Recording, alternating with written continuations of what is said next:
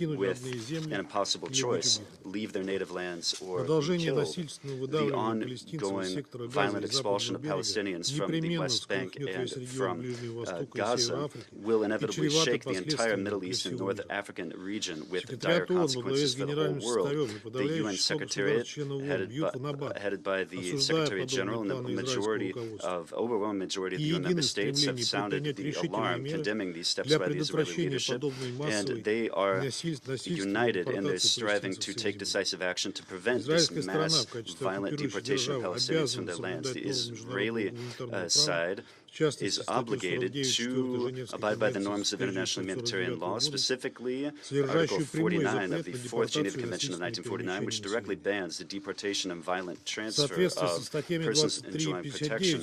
Pursuant to Articles 23 and 59 of this Fourth Geneva Convention, occupying powers have a special obligation to ensure that civilians have basic goods. Against that backdrop, given a major concern is elicited by Israel's plans to flood the Gaza tunnels. According to basic estimates, we're talking about 1,300 corridors. They are 500 kilometers in length. They're going to be flooding them with 1.5 million cubic meters of water. I want to stress in particular that the impact of the contamination of this groundwater, which is Gaza's only fresh water source, that these implications will continue for 100 years. Taking this step threatens a major environmental disaster, but it will also make the territory of the enclave unsuitable for life. These steps could be qualified as one element of genocide in accordance with Article 2C of the 1948 Convention on the prevention of the crime of genocide and on its punishment. Pursuant to, complaints have been lodged against Israel in the International Court of the UN by South Africa, Bangladesh, Bolivia, the Comoros, and Djibouti. And this is in addition to what's happening, will be happening in the later half of February in The Hague, the hearings on the legal consequences of Israeli settlements in occupied Palestinian territory. Given this, can we count on an appropriate assessment of what is happening from bought and paid for bodies such as the ICC? No, we cannot. We have no illusions that the British prosecutor of the ICC, Karim Khan, will screw up his courage to oppose his Western backers and their allies, because this body is intended to serve their political interests. There's similar inaction by the ICC that we've seen in connection with the war crimes of the U.S., Great Britain, and their satellites in Afghanistan, Iraq, and Libya. After the investigation was not started, it was simply deprioritized. As for Israel, the head of ICC is acting in the same way. He's limiting himself to incoherent justifications and mentioning some previous calls for stopping the violence. Against this grim backdrop, what is striking are media reports of the idea of Israeli leadership that they're going to convince Arab, African, and European countries to take in Palestinian refugees, and they want Arab monarchies to bankroll this transfer. The very fact of these leaks, coupled with the ongoing provocative statements by the Israeli establishment, this provokes additional tensions and undermines the universally acknowledged international legal basis for an Israeli-Palestinian peace process, the consistent erosion of which by Washington has led to the current explosion. Now, Russia's approach is unchanged. We want an immediate ceasefire. We want untrammeled, safe humanitarian access, release of hostages, and reestablishment of a political horizon for the Middle East peace process based on the two-state solution. President, the escalation in Gaza has continued for over 100 days with no sign of abating. Moreover, the U.S. and its allies have single-handedly triggered a spillover of the conflict to the entire region, having attacked yesterday, in violation of Article 2 of the UN Charter, the people of Yemen. The Council will be discussing this egregious situation a bit later in a separate briefing. Apparently, this effective bilateral diplomacy in the region, or to put it more simply, this arbitrary act, apparently this is what our American colleagues are referring to when they're saying that they are acting better than multilateral efforts. This all leads to one chief conclusion. Without an immediate ceasefire in Gaza, the Middle East risks plunging into an abyss of a full-fledged war with the direst of global repercussions. The UN Security Council has the obligation to, again, consider this matter forthwith. Thank you. Je remercie le I représentant de la thank the Fédération de representative Russie of the Russian de sa déclaration et je Federation for donne that à présent statement. la I parole now au give the floor représentant to de the l'Équateur. representative of Ecuador. Gracias. Thank you, Señor presidente. Mr. President.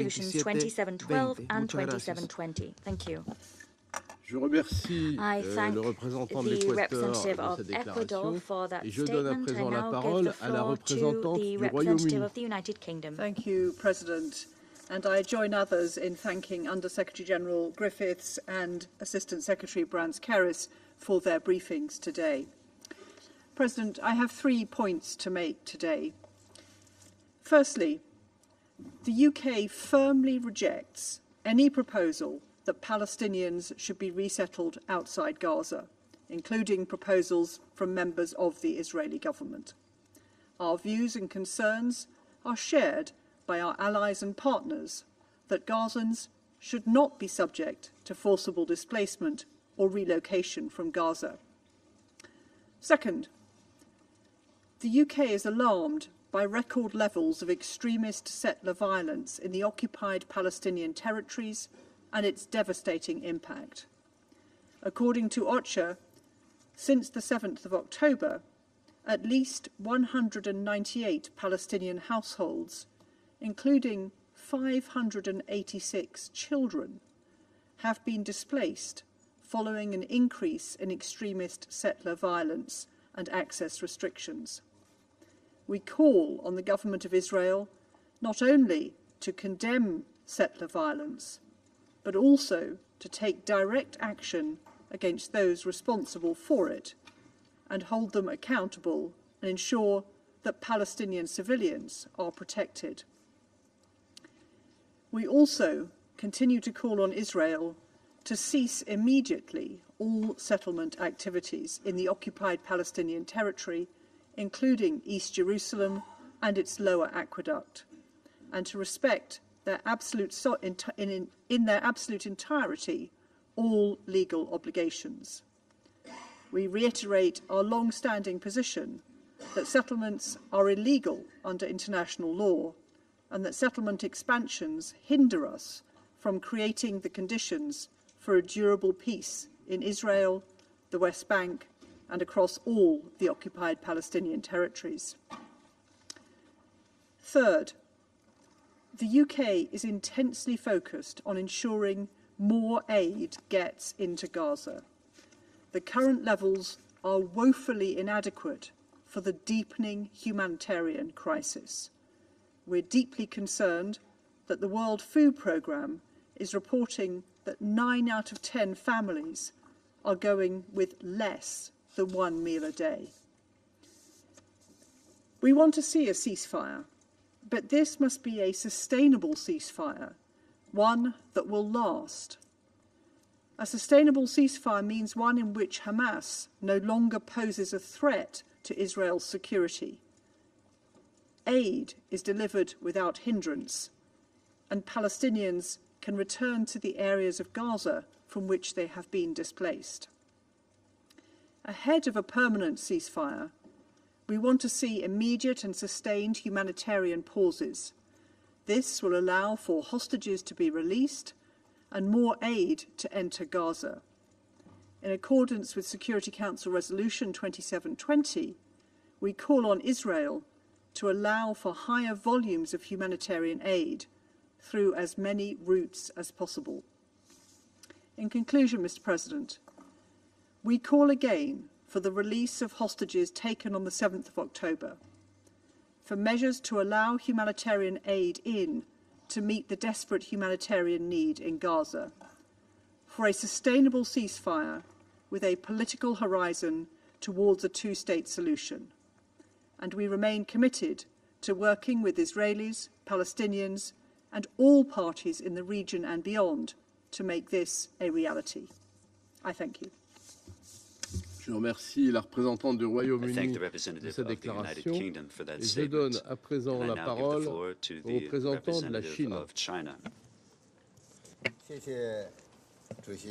Thank you, Mr. President.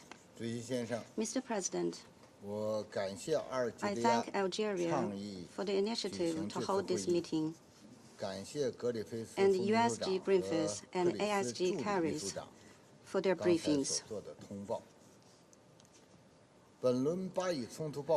Nearly 100 days into the ongoing Palestinian-Israeli conflict, more than 23,000 people in Gaza and over 200 UN personnel and journalists have lost their lives. 90% of the population of Gaza has been displaced. More than 60% of homes have been destroyed. Hundreds of thousands of people are struggling to survive in makeshift tents. All of these are not just the cold numbers, but the loss of human lives and the suffering that is experienced on a daily basis. Today, in the 21st century, the records that keep getting broken are none other than those of war and their death tolls. This is a stain on human conscience that can never be scrubbed off. An immediate ceasefire has become the overwhelming call of the international community. But a permanent member of the Security Council has been using various excuses to veto consensus on this issue in the Security Council. This is a blatant contempt of international fairness and justice and the authority of the Security Council. Some people have constantly talked about the protection of human rights and the prevention of genocide. While in the face of the appalling situation in Gaza, they have played dumb, kept stonewalling, and attempted to deflect attention. This is downright double standards. It is imperative that we remove all interference and take robust action to end the fighting, save lives, and restore peace. First, any forced displacement of the Palestinian people must be firmly rejected. Gaza is the homeland of the Palestinian people. Over the past 3 months, over 1 million people have been forced to relocate again and again. But in the face of the constant threat of death, they have nowhere to hide and nowhere to flee. Some Israeli political figures have called for voluntary emigration from Gaza, over which we express our grave concern. That would mean driving 2 million population out of Gaza and turning Gaza into a so-called safe zone devoid of human habitation. If put into practice, such a horrific idea would constitute atrocity crimes under international law and would completely destroy the prospect of the two-state solution. We have taken note of some statements and clarifications made by Israel in this regard. But on this issue, while what is said is important, what is done is even more important. We are paying close attention to Israel's declared intentions, while at the same time paying more attention to its serious consequences in reality. Secondly, all measures must be taken to alleviate the humanitarian disaster. At present, access to humanitarian supplies is extremely limited. Food, medicine, and other essential supplies are extremely scarce. Disease and hunger are spreading in Gaza, and social order is on the verge of collapse. Secretary General Guterres has repeatedly emphasized that conditions for delivering humanitarian aid in Gaza do not exist under gunfire. It is Israel that has continued its indiscriminate bombardment against Gaza and has placed numerous obstacles blocking access to humanitarian supplies. But it is also Israel that has accused the United Nations of not having the will and ability to provide humanitarian assistance. This is totally unacceptable. Security Council resolutions 2712 and 2720 must be fully implemented. Israel must fulfill its obligations as the occupying power, ensure the safety of humanitarian workers, and provide full cooperation in humanitarian relief efforts. China welcomes the concrete proposals by Secretary General Guterres on the implementation of Resolution 2712 and the appointment of Ms. Tag as UN Senior Humanitarian and Reconstruction Coordinator for Gaza. China supports further action by the Security Council to clear obstacles to the safe, rapid, and unimpeded entry of sufficient humanitarian supplies into Gaza. Thirdly, a ceasefire must be promoted with the utmost urgency. Only a ceasefire can prevent greater civilian casualties and humanitarian disasters and create conditions for the early release of all hostages. Only a ceasefire can prevent the foundation of the two-state solution from being completely destroyed, and only a ceasefire can prevent the entire Middle East region from being devoured by a calamity. However, it is worrying that instead of seeing the prospect of an immediate ceasefire, the situation is heading towards the expansion of the conflict. We urge the international community, especially countries with major influence, to make the realization of a ceasefire the overriding urgent task. We call Israel to reverse course immediately and stop its indiscriminate military attacks on and the destruction of Gaza. In the West Bank, Israel should effectively curb settler violence and stop the searches, arrests, and raids against the Palestinians. Israel should seize the tax revenue to the Palestinian National Authority as soon as possible. We are concerned about the spillover effects of the Gaza conflict on the situation in the Red Sea. The military action launched by US and UK against Yemen will undoubtedly exacerbate regional tensions. We call on all parties to effectively abide by the UN Charter and international law and to make joint efforts to maintain peace and security in the Red Sea and the Middle East. Thank you, President. Je remercie le représentant de la Chine de sa déclaration et je donne à présent la parole à la représentante de Malte. Thank you, President. I also thank Under-Secretary General Griffiths and Assistant Secretary General Brans-Harris for their most pertinent briefings. At the outset, we must stress that the catastrophic situation in Gaza is causing immense levels of death, suffering, and displacement amongst the civilian population. Millions of civilians are enduring the deprivation of basic necessities, leading to a staggering loss of life.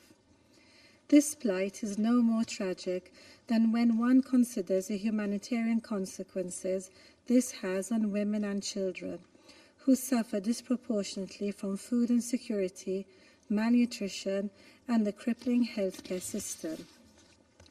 We reiterate that there is an urgent need to genuinely facilitate the delivery of humanitarian aid into and within Gaza, including through the opening of additional crossing points.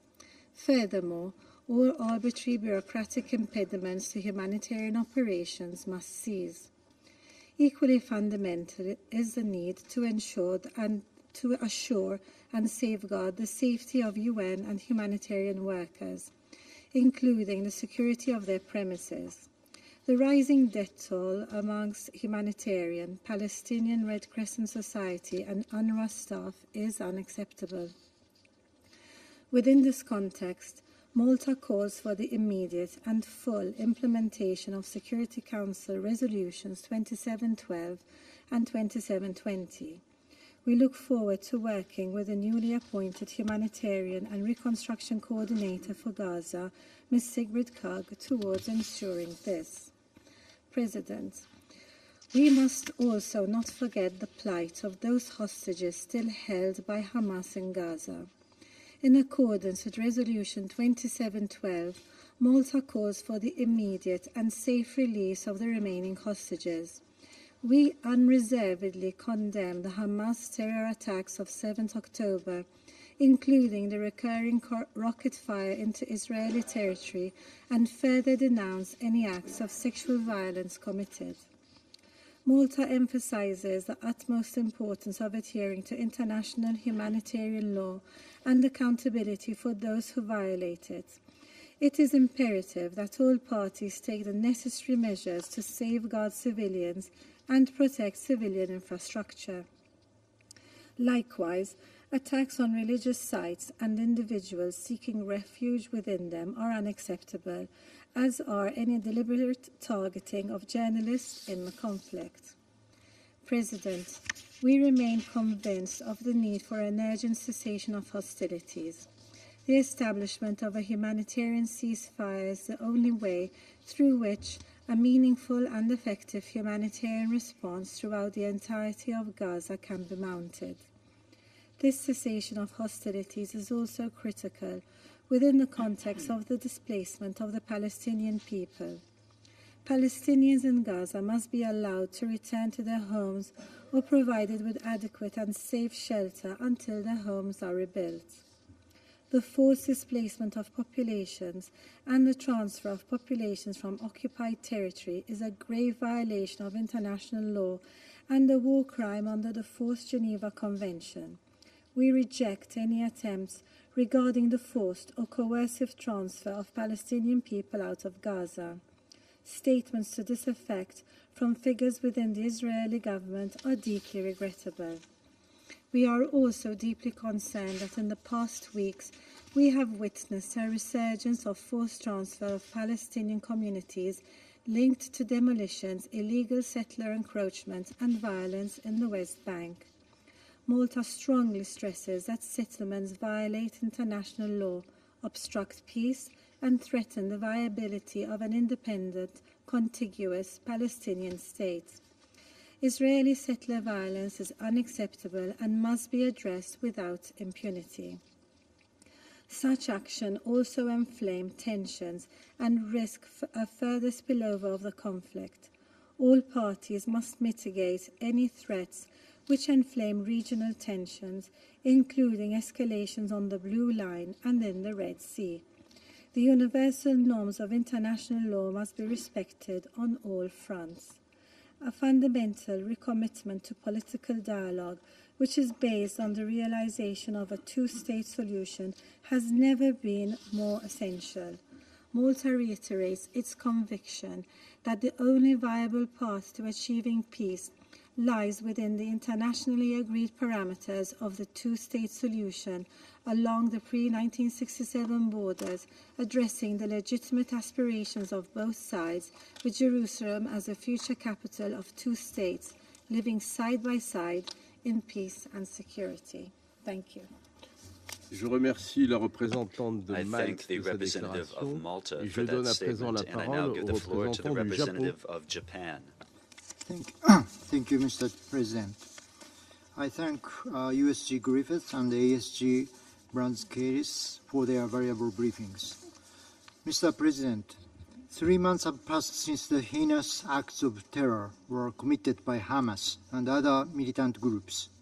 Since then, Gaza has been under heavy bombardments and relentless shelling, making Gaza as one of the worst humanitarian catastrophes witnessed today. The extent of the suffering in Gaza is unimaginable. At least 23,000 Palestinians have been reportedly killed in Gaza, including a heartbreaking loss of over 10,000 children. Over 85% of the population across the Gaza Strip have been displaced. Critical civilian infrastructure, including hospitals and UN shelters, have not been spared from attacks. Famine is imminent, and those internally displaced are at high risk of communicable diseases due to extremely poor living conditions. Humanity is in crisis. The international community must continue to work with a greater sense of urgency towards alleviating the humanitarian disaster in Gaza. We fully support the recent appointed UN Senior Coordinator, Ms. Sigrid Kaag, and her staff to this end. While the Security Council adopted Resolution 2712 and 2720, regrettably, their effective implementation remains elusive due to the ongoing heavy fighting. As violent regional spillover is already happening, what is most urgent is the de-escalation of the conflict. In this regard, our position is clear as shown in our voting positions in relevant resolutions, including the UNGA resolution adopted on December 12 last year. We would also like to emphasize once again the hostages held by Hamas and other militant groups must be released immediately and unconditionally to create better conditions towards easing tensions. Mr. President, Japan is concerned about the recent inflammatory rhetoric by Israeli ministers on the, quote, resettlement, unquote, of Palestinians outside of the Gaza Strip. Any attempt to forcibly displace the Palestinian people is inconsistent with the relevant Security Council resolutions and in violation of international law, including international humanitarian law and human rights law. We reject any such forced displacement. We also stress the need to create conditions to enable displaced Palestinians in Gaza to return safely to their homes. In this regard, we note recent reports that Israel has agreed to allow the UN to carry out an assessment mission in northern Gaza. We should create a conducive environment where the residents can return safely to their homes. In conclusion, Japan will continue to exert its utmost efforts to contribute to the de-escalation of this conflict within and beyond Gaza. A two-state solution remains the only viable path for both Israel and the future independent Palestinian state, which must include the Gaza Strip and the West Bank to live side by side in mutual peace and security. I thank you, President. Je remercie le représentant du Japon de sa déclaration. Et je donne à présent la parole au représentant de la Slovénie. Thank you very much, Mr. President. I also would like to thank Undersecretary General Griffith and Assistant Secretary Brans-Keris for their very sober and yet very clear briefings. Looking at the situation in Gaza and the broader Middle East region, we believe it is high time to reflect on our responsibility as the Council.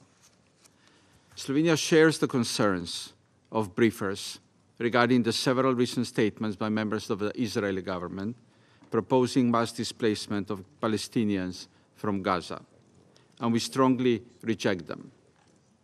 Any displacement of the Palestinian population from Gaza would constitute a grave breach of international humanitarian law, amounting to a war crime. We condemn such statements, which are only escalating tensions. Secondly, we are appalled by the current conditions in which internally displaced people of Gaza are living. 85% of Gaza's population is displaced. Military operations, including indiscriminate bombardment, are forcing people to flee over and over again. As the recent report of the Secretary General has outlined, Gaza is facing widespread death and destruction. Famine looms rampant. There is an evolving public health catastrophe, with children, pregnant women, and older among those most at risk. There is a dire need to scale up humanitarian aid and allow rapid, safe, and unhindered humanitarian assistance. In this regard, we welcome the appointment of Ms. Sigrid Kaag as a senior humanitarian and reconstruction coordinator for Gaza and stand ready to support her. Throughout the conflict, we have repeatedly called for full respect of international humanitarian law and human rights law. I would like to voice our concern over the grave violations we are witnessing in Gaza. All the reports we are receiving on the humanitarian situation demonstrate that Gaza is uninhabitable. People have been seeking shelter at hospitals and UNRWA facilities, which are overcrowded and without adequate sanitation facilities, and even those have been bombed. Civilians have been sheltering in the so-called safe zones, which have been bombed as well. Mr. President, the bottom line is that no place in Gaza is safe. So where will these people return? We are talking about whole neighborhoods reduced to rubble, roads and infrastructure related to water, electricity, sewage. The most basic infrastructure has been damaged. Hospitals, religious sites, schools, museums, the ancient port of Gaza, and more destroyed. Of course, we are aware of Hamas using some civilian infrastructure to continue its attacks on Israel. Of course, we are aware of the brutality of the October 7 attack on Israeli civilians. We are deeply concerned by the information about sexual violence by Hamas, which needs to be investigated and addressed. And we are calling on Hamas to immediately release all hostages so they can return to their families. But that cannot and does not justify destroying disproportionately civilian infrastructure and life in Gaza. Condemning the statements on displacement is not enough. We need to prevent actions leading to displacement. Displacement does not necessarily be a forced one, but could happen because of Palestinians not having anywhere to return. This brings me to my last point, Mr. President. Before we can enable the UN to deliver enough humanitarian assistance, to people of Gaza. Before we can start creating conditions for a safe return, we need to demand an immediate ceasefire. A ceasefire that would stop destruction of Gaza, that would return the hostages, and that would help us calm the region. Thank you. Je remercie le représentant de la Slovénie de sa déclaration et je donne à présent la parole au représentant de la Sierra Leone. Thank you, Mr. President. Thank you for convening this meeting. Let me also thank USG, Mr. Martin Griffiths, and ASG, Ms. Ilza Brands-Keris, for their important briefing. Mr. President, when Sierra Leone first addressed this agenda item, the situation in the Middle East, in the Security Council in May 1970, our representative stated that the plight of the Palestinian refugees is great. Development and progress are a matter of urgency for both Arabs and Jews. Surely, it is in the interest of mankind that we should all seek passionately and persistently a way towards peace and allow the process of conciliation and reconciliation. More than half a century later, we are convened in this chamber to address the threat of forced displacement of Palestinians in Gaza. In the context of the continuing occupation by Israel of the Palestinian territories and the escalation following the 7th October 2023 heinous attacks by Hamas, Sierra Leone has and continues to condemn in the strongest terms the heinous attack against Israeli civilians by Hamas and the taking of hostages. Sierra Leone emphasizes our call for the immediate and unconditional release of all hostages, noting that the taking of hostages is a serious breach of international law. We also strongly condemn attacks on civilians, Palestinian civilians, and civilian infrastructure. The practice of collective punishment and forced displacement of Palestinian people.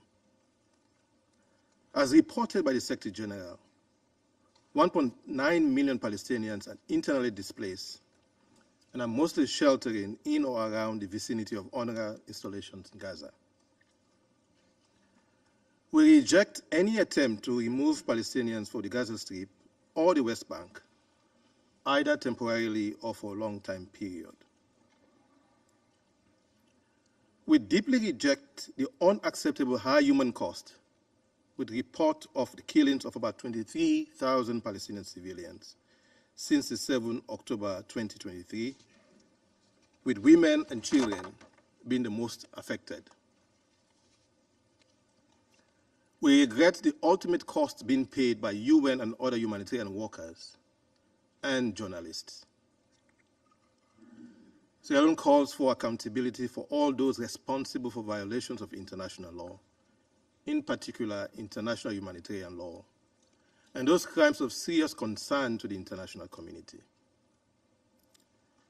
Mr. President, in the past 3 months, we've witnessed a situation that has become increasingly precarious, leading to the breakdown of systems, loss of lives, and destruction of civilian infrastructure in the Gaza Strip. A situation that has deepened the complexity of the Middle East Palestinian question, with ramifications for regional escalation. We note with grave concern the severe humanitarian situation in the Gaza Strip due to the continuous violence and denial of access to life-saving humanitarian aid at the scale and means necessary. We call on all parties to comply with this Council's resolutions 2712, 2720, and their obligations under international law to allow for rapid, safe, and unhindered humanitarian access to the civilians in need. Sierra Leone therefore calls for an immediate humanitarian ceasefire, which in our view will bring an end to the atrocities, reduce regional tensions, and allow for the consolidation of ongoing humanitarian efforts by the United Nations and other international partners geared towards having an effective humanitarian aid operation in the Gaza Strip. In closing, Sierra Leone reiterates its call for political and diplomatic efforts to facilitate the two-state solution that will ensure Israel and Palestine live side by side in long-lasting peace and security. I thank you. Je remercie le I représentant thank de la the Sierra Leone representative de sa of Sierra Leone déclaration for that et je donne à statement. présent la parole I now au give the floor représentant to de la the République de representative of the Corée. Republic of Korea. Thank you, Mr. President. I also join in thanking Under-Secretary General Martin Griffith and Assistant Secretary General for Human Rights, Ilse Kerrith, for their briefing today. More than 3 months have now passed since the horrendous terrorist attacks by Hamas on the 7th of October, which we condemn in the strongest terms. Since then, hostilities have been ongoing in Gaza and Israel, and the consequences are extremely alarming. USG Martin Griffith last week characterized the situation on the ground, that Gaza has become a place of death and despair. Civilians in Gaza, including women and children, have no safe place, as even hospitals are being besieged by military operations and airstrikes. Today, USG Martin Griffith briefed to the members of the Secret Council that there has barely been any improvement on the humanitarian situation in Gaza, despite adoption of Resolution 2712 and 2720. In his alarming letter to the Council last week, Secretary General Guterres also detailed that the level of aid to Palestinians in Gaza is completely inadequate for 2 million people as widespread famine looms. Mr. President, more sustainable humanitarian pauses that can lead to a sustainable cessation of hostilities are of utmost importance. Based on these, delivery of critical humanitarian aid must be expanded and expedited. Countless trucks with humanitarian aids from numerous countries are lining up, waiting for their turn to enter Gaza, which myself witnessed in my trip to Rafah crossing. Mr. President, the Palestinian people's right to live on their own land must be guaranteed. Individual or mass forcible transfer of Palestinians outside Palestine, including the Gaza Strip, is simply not acceptable. In this regard, we have deep concerns over Israeli high-level officials' comments suggesting mass displacements or the so-called voluntary migration of Palestinians out of Gaza. We are also extremely alarmed by these inflammatory remarks by various Israeli ministers that Israel must resettle the Gaza Strip. Security Council Resolution 2334, adopted in 2016, clearly condemns all measures aimed at altering the demographic composition, character, and status of the Palestinian territory occupied since 1967, including the transfer of Israeli settlers and the displacement of Palestinian civilians. Any such act is in violation of international humanitarian law and relevant Security Council resolutions. All settlement activities must be ceased, and Gaza must not be resettled. Resolution 2334 also calls upon the parties to refrain from provocative actions, incitement, and inflammatory rhetoric. The rhetoric of high-level Israeli officials, including multiple ministers, on the possible forced displacement of Palestinians does not in any way help to ease the tension that is widespread all around the Middle East. Mr. President, we all know, and every member in this chamber keep reaffirming, that the only possible way to stop the cycle of violence is through the realization of the state solution, with both Israelis and Palestinians living side by side in peace within secure and recognized borders consistent with international law and the relevant UN resolutions. Any acts or statements that hinder the realization of this aspiration of the world must stop immediately. I thank you, Mr. President. Je remercie le I représentant thank de la the République de representative of the Corée Republic of pour sa Korea for déclaration that et je donne à statement. présent la I parole now give à the la floor représentante to du the Guyana. representative of Guyana. Thank you, Mr. President. And I express my appreciation to Undersecretary General Martin Griffiths and Assistant Secretary General Elise Brands-Kerris for their sobering and informative briefing. Mr. President, Guyana is deeply concerned about the forced displacement of the population in Gaza since 7th of October. We take note that many Palestinians in Gaza have been displaced multiple times within the territory. We are now alarmed at the statements emanating from certain officials suggesting that the Palestinian people in Gaza should be forcibly transferred out of the territory to countries in the region and elsewhere. Guyana rejects these proposals and calls on this Council to do all within its power to protect the Palestinian population in Gaza from such a plight reminiscent of 1948. We must condemn in no uncertain terms these and all other suggestions which purport to violate international law, sending a strong message to the authors of these suggestions that they cannot carry out such actions unopposed. Mr. President, the displacement of the population in Gaza is distressing to Guyana on two fronts. First, the circumstances under which people have been uprooted from their homes and livelihoods have created a catastrophic humanitarian situation involving disease, destruction, danger, and death.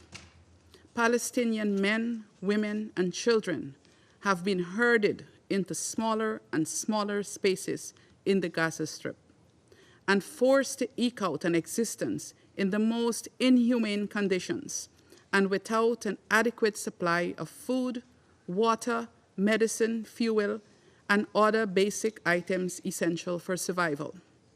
Social services, including the delivery of quality education and healthcare, have been severely disrupted. Women are unable to give birth, a most sacred experience in a safe environment. There is acute food insecurity, sparking legitimate concerns about mass starvation and death as famine looms. As if these conditions were not bad enough, these displaced persons live with the constant threat of bombs and bullets destroying or maiming them and their loved ones. Mr. President, the second element of concern to Guyana, particularly if there are mass forced transfers outside of Gaza, relates to the implications for the two-state solution. The prospects for a Palestinian state cannot be divorced from the necessity of the Palestinian people inhabiting the territory that pertains to them. Forcibly removing Palestinians from Gaza undermines these prospects, and coupled with an expanding settler policy in the West Bank, leaves no doubt about the likely fate of the two-state solution.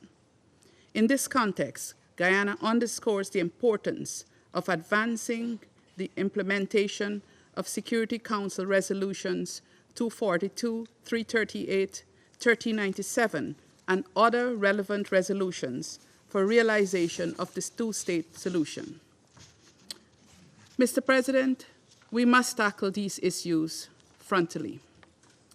Guyana was encouraged by the earlier public assurances from the Israeli government that it has no intention of displacing the civilian population of Gaza. But pronouncements by some Israeli officials give reason for real worry. Israel's actions must be in tandem with their earlier assurances. The first and most critical step at this stage, Mr. President, is a cessation of all hostilities, an immediate ceasefire.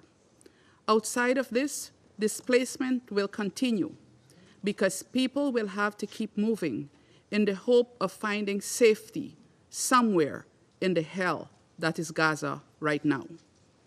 Mr. President, Ghana wants to partner with this Council and the international community to end the indignity that the people of Gaza are enduring. We are prepared to work hard with everyone to end this war and to rebuild and reconstruct lives.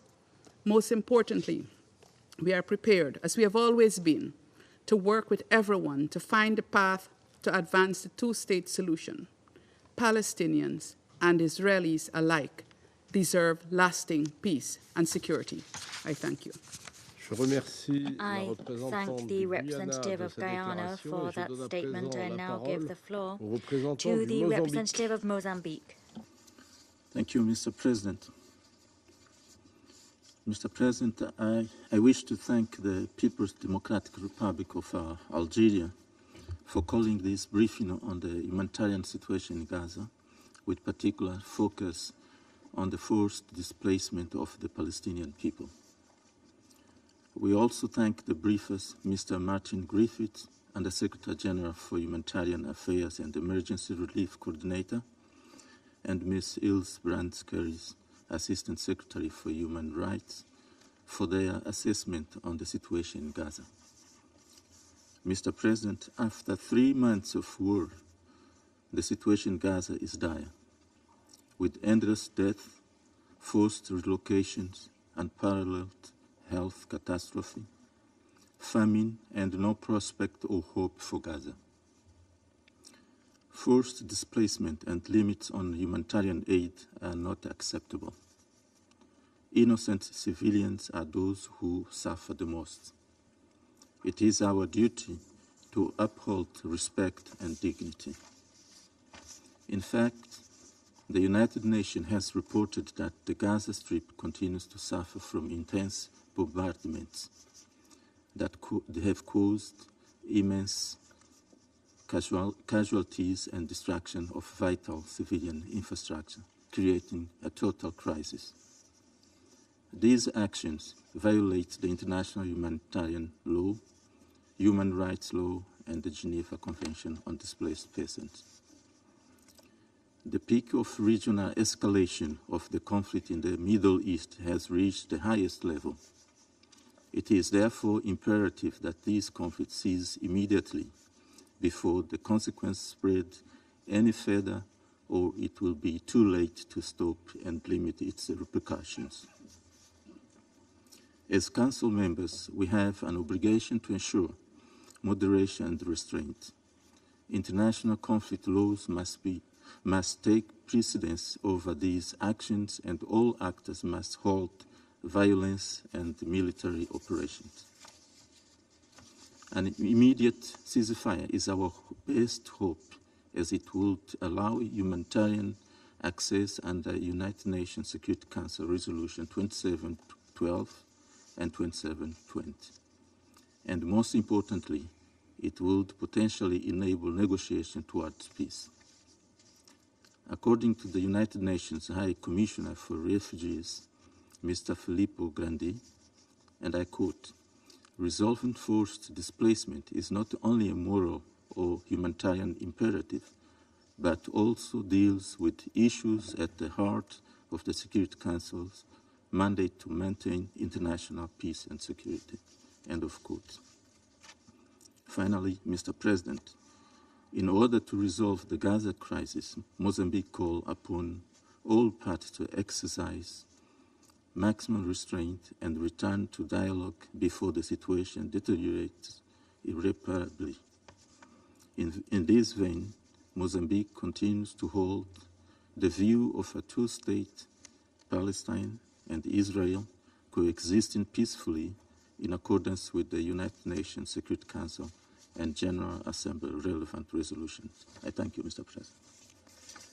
Je remercie le représentant du Mozambique de sa déclaration et je donne à présent la parole au représentant de la Suisse.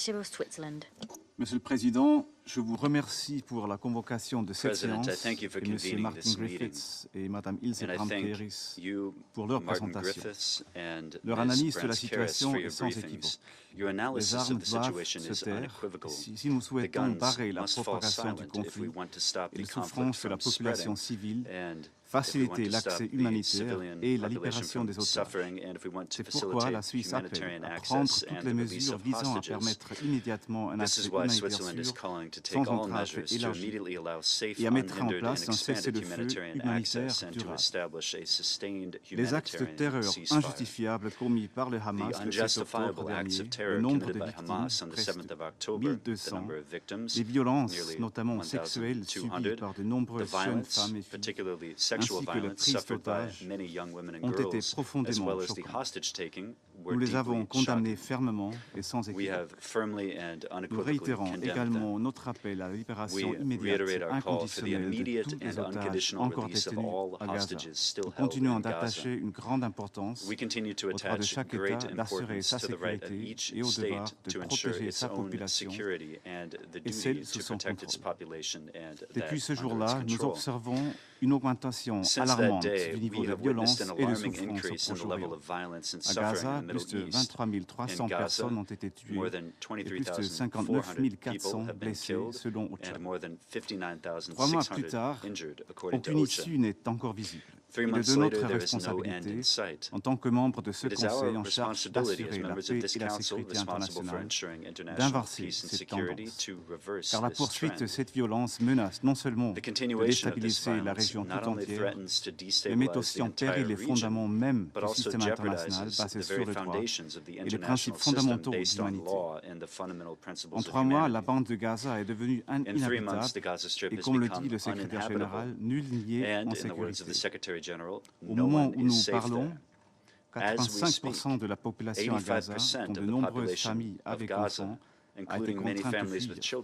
1,4 million d'individus sont aujourd'hui entassés dans 155 structures surpeuplées et inadéquatement équipées de l'UNRWA. Aussi, la Suisse rejette et condamne toutes les déclarations visant à expulser les civils hors du territoire palestinien occupé, y compris de Gaza. La Suisse rappelle que les conventions de Genève interdisent le transfert forcé de populations qui peut constituer des crimes de guerre. Nous appelons les dirigeants de toutes les parties à s'abstenir de toute mesure unilatérale et de tout acte de provocation ou propos inflammatoires, notamment ceux pouvant constituer une violation du droit international. Il est urgent de négocier un tournant décisif pour sortir de cette crise qui menace la paix et la sécurité des Israéliens, des Palestiniens, de la région tout entière et bien au-delà. À cette fin, la mise en œuvre intégrale des résolutions 2712 et 2720 de ce Conseil est essentielle. Il est urgent d'augmenter l'aide humanitaire qui entre à Gaza, en garantissant un accès de l'aide rapide, sûr et sans entrave, conformément au droit international humanitaire. Car le statu quo est intenable pour les civils. Ils sont en proie à de graves menaces dues à la poursuite des intenses hostilités, à la pénurie de tous les biens et services essentiels à leur survie, causant la famine qui affecte déjà 1 demi-million de Gazaouis. À cet égard, la Suisse rappelle que l'utilisation de la famine comme méthode de guerre est strictement interdite par le droit international humanitaire et peut constituer un crime de guerre. En outre, des enquêtes doivent être menées sur toutes les violations du droit international commises en Israël et dans l'ensemble du territoire palestinien occupé et leurs auteurs traduits en justice auprès des instances pertinentes.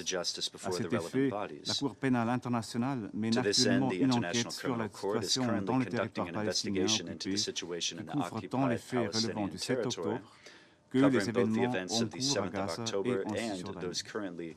Monsieur le Président, la recherche d'une solution politique à 2 États prônée par ce Conseil depuis des années est impérative.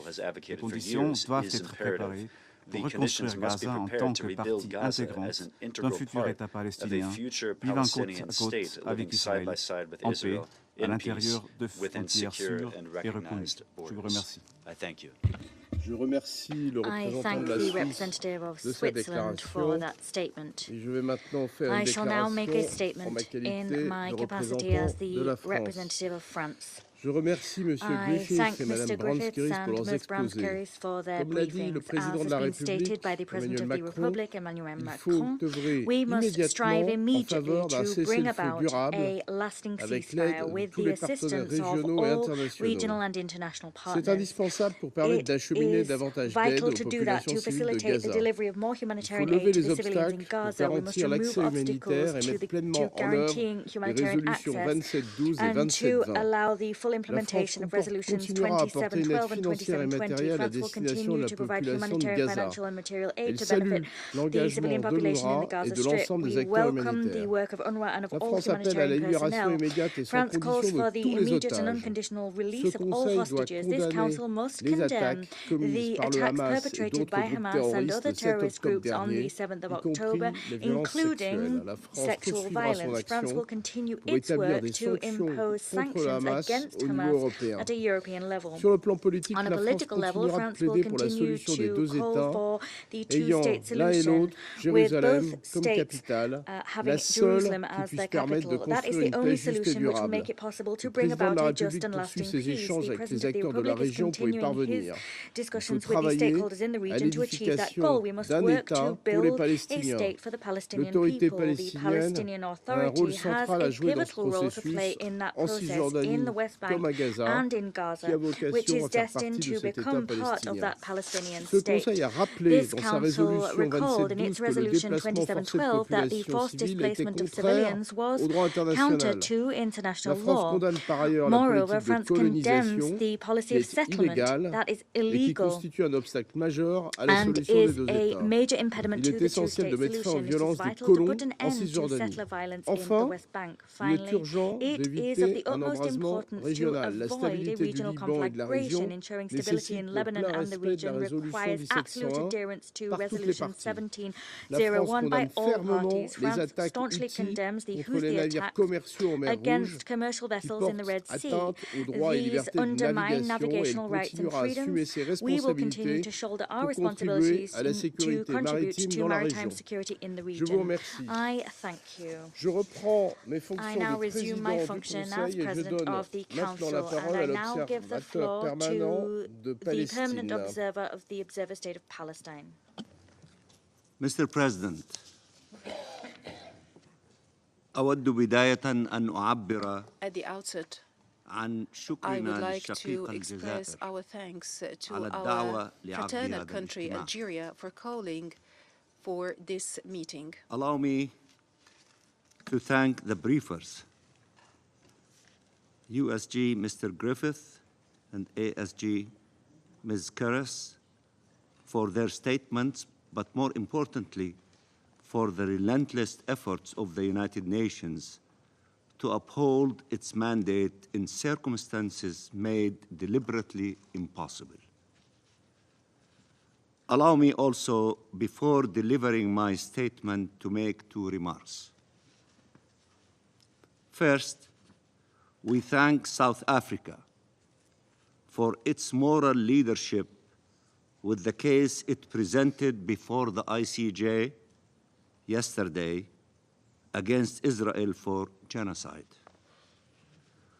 We advise those who were unable until now to even say that Israel has committed grave breaches of international law, let alone hold Israel accountable, to avoid claiming some legal or moral authority to criticize South Africa for seizing the highest judicial body of our international law-based order to address one of the most important situations of our time. The lesson of the Holocaust is not that you should defend Israel when it is committing atrocities, but rather that one should stand against atrocities regardless of who commit them and who endure them. Second, the best way to avoid regional escalation is not the threat or use of more fire, but action for an immediate ceasefire. I have to say, one would have hoped that saving Palestinian children's lives would be met with the same urgency to act and to provide protection granted to shipping lanes. Mr. President, it took 75 years for the United Nations to finally recognize the Nakba. Instead of seeing the Nakba end, our people are yet again confronted with large-scale massacres aimed at forcibly displacing them. This is a Nakba that the world is watching unfold before our eyes. I am from the generation born with the Nakba, with its massacres, its tents and its hardships. I never thought I would see it happen again in my lifetime. 70% of Palestinians in Gaza are already refugees who were denied their right of return for decades now. Many of the people in Gaza have had their homes destroyed in previous assaults.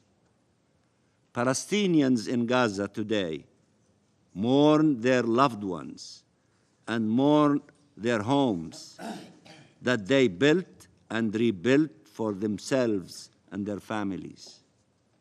They mourn their city. They mourn the Gaza Strip as all its landmarks have been destroyed.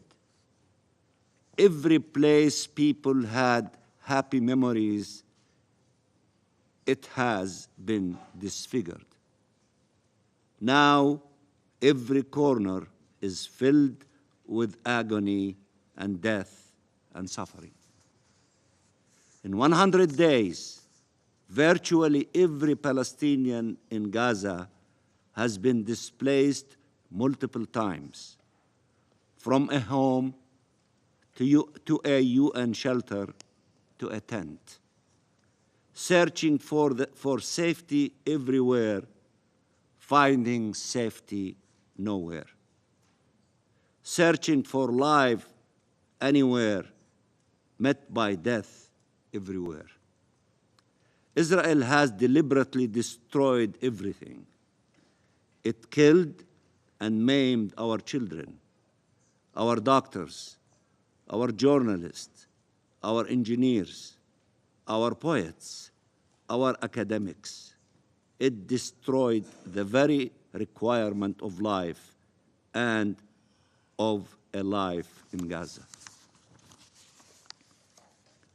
No homes to live in, no schools or universities to study, no hospitals to heal, no mosques or churches to worship, no agricultural land to farm, no bakeries for bread, no drinkable water, no markets to buy from, no safety, no future, and as Mr. Griffith said correctly, no safe place in the Gaza Strip. It was hoping Palestinians would leave under the pressure of its bombardments. They have not. Now it is hoping they will leave because of the destruction the bombs have left behind. Palestinians are traumatized by the Nakba.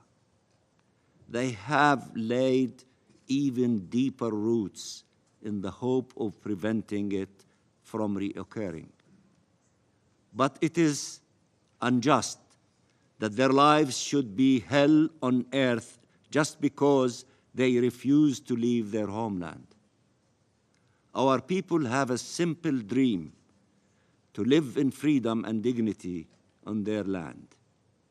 This is their right, and yet they keep being stripped away from it for decades now. Mr. President, the Secretary General was unequivocal in his report and his statements, together with the entirety of the UN system. Saving civilian lives, allowing humanitarian access and aid, preventing famine, and stopping the spread of infectious diseases, and preventing regional escalation all require an immediate humanitarian ceasefire.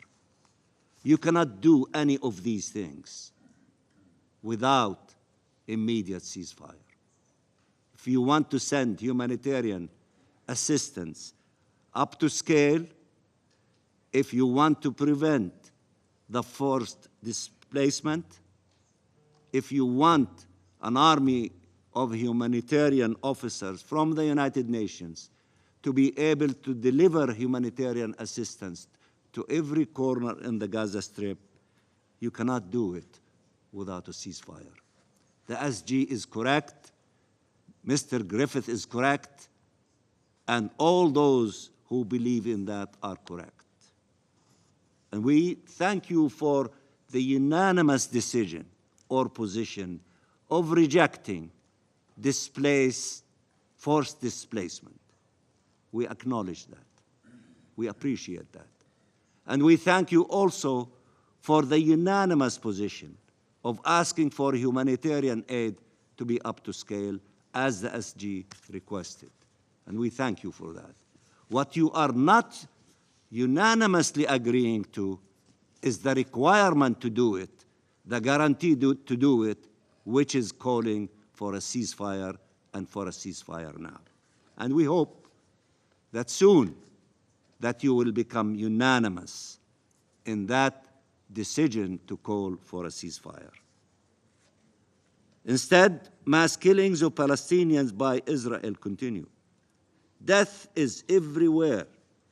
Now it has new shapes, new names, as starvations, dehydration, disease are spreading like wildfire. This is not a consequence of a war, but an Israeli-made humanitarian catastrophe. Israeli confession or denials are irrelevant. Their actions speak louder enough, and action speaks louder than words. Israel wants the Palestinian people to choose between destruction and displacement, between genocide and ethnic cleansing. You need to act now to stop the genocide underway, to save lives, to put an end to this carnage and to restore life in Gaza. And our people will have to figure out how to live with such loss, pain, suffering, and trauma, with how to live without their loved ones, or without limbs, or with visible and invisible scars. Mr. President, there has always been two visions about how to end this conflict. Live and let live, uphold international law, end the occupation, fulfill Palestinian rights, and achieve just and lasting peace based on UN resolutions.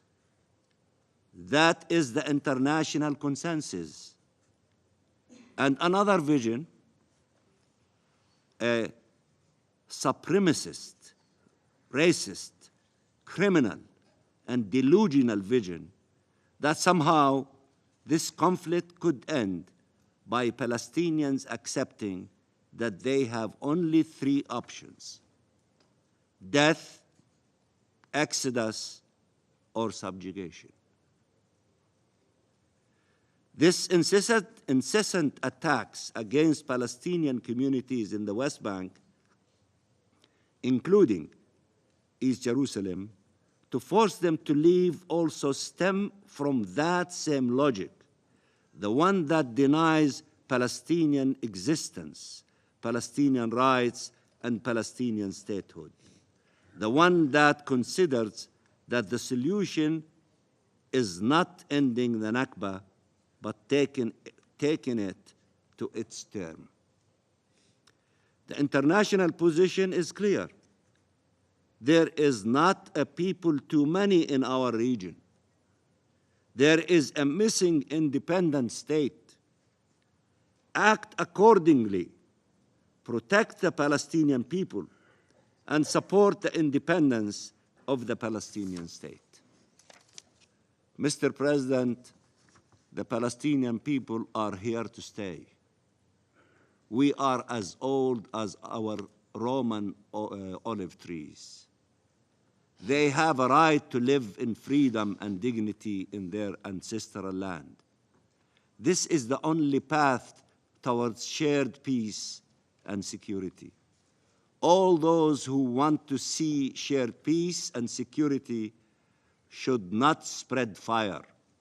They must support an immediate ceasefire and support it right now. I thank you, Mr. President.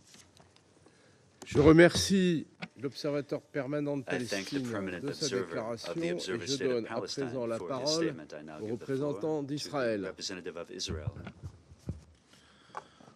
Thank you, Mr. President. Distinguished Council members, this is the second Security Council meeting this week on the situation in Gaza, and the 21st meeting on the subject since October 7th. Over the same period, 3 General Assembly sessions were convened, 2 Security Council resolutions were adopted, as well as 2 General Assembly resolutions. Sadly, not a single one of these resolutions condemned Hamas for their heinous massacre of 1,300 Israelis and for taking 240 hostages. Nearly 100 days have passed. Nearly 100 days of 136 children, women, and elderly being held in dark Hamas terror tunnels. And still, not a single discussion here was dedicated to advance their release. Not even one. 100 days, for heaven's sake. 100 days, and not once has this council convened in order to focus on freeing the hostages. Little baby Kfir Bibas is about to mark his first birthday. A quarter of his life spent as a hostage in the hands of rapists and murderers. And the council has taken no action to secure his release. 100 days. And Hamas has not even permitted the Red Cross to visit the hostages. This is the most heinous war crime. And what has this council done? But colleagues, these are all symptoms of the same cancer that is rotting this institution. For years, the United Nations has been exploited by dictators and human rights abusers. And today, it has become another weapon in the arsenal of terrorists. The UN has lost all moral credibility. 98 days after the most widespread massacre of Jews since the Holocaust, it has become evidently clear that the United Nations can only unite on one thing: the demonization of Israel. 76 years ago, here at the UN, there was a moment of justice and morality when the General Assembly adopted the partition plan, establishing a Jewish state, establishing an Arab state. Israel, as you probably remember, immediately accepted the resolution and established a thriving state, democracy. The Palestinians, on the other hand, rejected the resolution, and from that moment on, for the past 76 years, they have used every means to annihilate us, including the use of the UN as a weapon. They called their failure to commit a genocide against the Jewish people the Nakba. You heard it today. Council members, there is not one single UN body that has remained untainted by politicized anti-Israel bias. Every UN body has become weaponized against Israel by the Palestinians and their automatic anti-Israel majority. Just look at this meeting. The Arab League representative on the Council found it crucial to discuss the forced displacement of Gazans in the same week that Gaza was already discussed here in depth and in the General Assembly. First, let me be very clear. There is no forced displacement. As Israel's Prime Minister said 2 days ago, Israel has no intention of displacing the population in Gaza. Israel is solely fighting Hamas terrorists, whose core strategy is to use Gazan civilians as human shields and who have converted every inch of Gaza to a terror war machine. To ensure that October 7th never happens again, Israel must eliminate Hamas. You all know it. Yet, Hamas has embedded itself in and under civilian infrastructure. There is hardly one home in Gaza that weapons were not found. So, in order to mitigate civilian casualties, Israel requested the temporary evacuation of civilians from active war zones. After all, temporary evacuation is reversible, while the loss of life is not. You know the facts, yet, due to political interests, some of you prefer spreading falsehoods over the truth. Israel be damned. Colleagues, as we speak, there are over 1 million Muslims being forcibly removed from their homes. All of their possessions taken from them as they face poverty, famine, and disease. No, I'm not talking about the situation in Gaza, but about Pakistan's forced displacement of 1.3 million Afghans. Afghan families that lived their entire lives in Pakistan are being forcefully expelled, their lives destroyed and their future lost. 85% of those fleeing are women and children, 85%. This council convened 21 times primarily to assist the people of Gaza at the account of Israel defending itself against Hamas terrorists, but not even once to focus solely on defending the rights of Afghans in Pakistan. Why does the forced displacement of Muslims from a Muslim country mean nothing to the Algerian representative and the Council? I'll tell you why. No Jews, no news. But this is merely one example. On Christmas, 200 Nigerian Christians were murdered by Muslims. Over the past decade, 50,000 Christians in Nigeria have been butchered and hacked to death. Is this even a concern to the Council? Again, no Jews, no news. Colleagues, this Council speaks a lot about proportionality. But where is the proportionality when it comes to your obsession against Israel? You dedicate hours talking about Israel and attempting to tie our hands when brutal dictatorships and murderous regimes such as Iran and others are hardly a focus here. Sadly, you are not the captains of this ship. The Council is being led by the poisonous political goals of the biased majority in the UN. Every UN body is now a weapon against Israel, and as a result, those in real need remain helpless.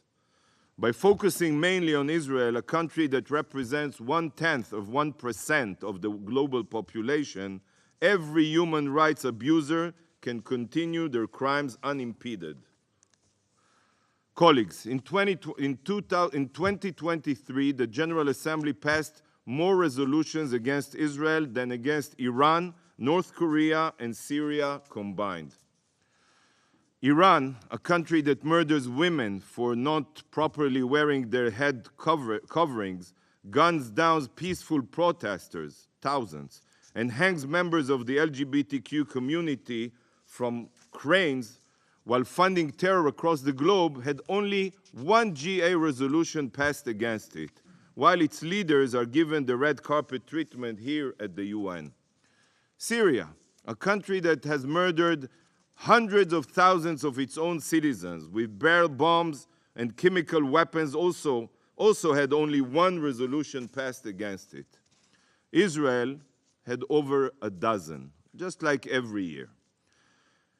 It should be crystal clear to every person in this room that the UN is not only broken, it is dangerous. It took UN women 60 days to release a loose and vague statement on Hamas's sexual violence despite the overwhelming evidence of their crimes. To the UN, Israeli women are not women. Under-Secretary General Griffith libelously said recently that Gaza is the worst humanitarian crisis, the worst he has ever seen. Really? He saw the killing field of Khmer Rouge. He saw 400,000 Yemenis murdered and starved to death. But to him, Gaza is worse. Every single day, Israel facilitates truckloads of food, water, and medical supplies to Gaza and supports every humanitarian initiative, while OCHA refuses to even report about Israeli victims of terror. Where are his concerns? By the way, where are your concerns of Palestinian leaders, Palestinian officials' incitement to terrorism? They pay the terrorists. They don't only talk about it, they pay them to kill Jews. The PA did not even condemn the October 7th massacre. Where are the concerns? Even the WHO has joined the Palestinians' arsenal. In May, at the WHO annual meeting, a special debate was held to single out Israel, the only country in the world singled out for condemnation with its very own special agenda item was the Jewish state. At that same annual meeting, North Korea was elected to the WHO board, upon which Syria and Yemen also sit. This is how distorted the UN has become. The same goes for UNRWA. Just this week, a Telegram group of 3,000 UNRWA teachers in Gaza was exposed to contain many posts celebrating and praising Hamas's massacre. The rapist murderers were praised as heroes. Their education was glorified, and pictures of dead and captured Israelis were gleefully shared. Countless weapons caches and rockets have been found in UNRWA schools across Gaza, as well as sickening education materials promoting martyrdom and anti-Semitism. This is a UN agency manufacturing generations of hate and violence. It is literally a UN-facilitated weapon against Israel. The list of different UN agencies and bodies that have been weaponized against Israel is endless. But of all the anti-Israel organs at the UN, there is one that puts all others to shame, and this is the Human Rights Council. Currently, important to know the facts, out of the Council's 47 members, only 17 actually uphold human rights in their own countries. And this is the Council we trust to be a lighthouse of morality and good. Not a single Human Rights Council resolution has been focused on the police state of Cuba, not even once, or the authoritarian regime of Venezuela. No Jews, no news. Iran even recently chaired a human rights social forum. To the UN, darkness is light and wrong is right. Israel is the only country that is bashed at every Human Rights Council session due to Special Agenda Item 7, bash the Jews and make news. Like in the General Assembly, Israel has more resolutions passed against it at the Human Rights Council than any other country by a long shot. 1/3 of all commissions of inquiry ever established by the Council have been, guess against who, have been to investigate Israel, the only liberal democracy in the Middle East. You're invited to visit, even though you don't want to. Colleagues, just when Israel thought that the UN had hit rock bottom, this organization proved us wrong. South Africa's libelous case at the ICJ is the epitome of the UN's dystopian reality. How can it be that the Convention on the Prevention of Genocide, adopted following the genocide of the Jewish people, is now being weaponized against the Jewish state while serving the Hamas terrorists that perpetrated the massacre? Anyone who looks at the facts on the ground can see that South Africa's case is baseless. Hamas is the one that declares publicly and seeks to commit genocide against Israelis, not the other way around. The body that should truly be sitting on trial is the UN. The UN is an accomplice of terrorists. The UN has turned a blind eye to Hamas's digging of terror tunnels for 18 years under schools and Hamas's exploitation of international aid to fund their terror war machine. Mr. President, Israel is fighting the most just war. Israel was attacked unprovoked by Hamas ISIS terrorists whose stated goal is to annihilate us. It is written in their charter, and they have sworn to publicly to repeat the atrocities of October 7th until they achieve this goal. No country, dear colleagues, in the world would accept a ceasefire in a similar situation until such a threat can no longer be actualized. You all know this. So why are you still being steered by politics? Why are you directly following the script of terrorists? Do you not bother to think what will happen if in Israel and Gaza, if there is a ceasefire? We know what will happen. Hamas will continue its reign of terror in Gaza. How can you speak about the two-state solution or any other solution together with a ceasefire that will keep Hamas in power? What kind of future do you think the region will have if this happens?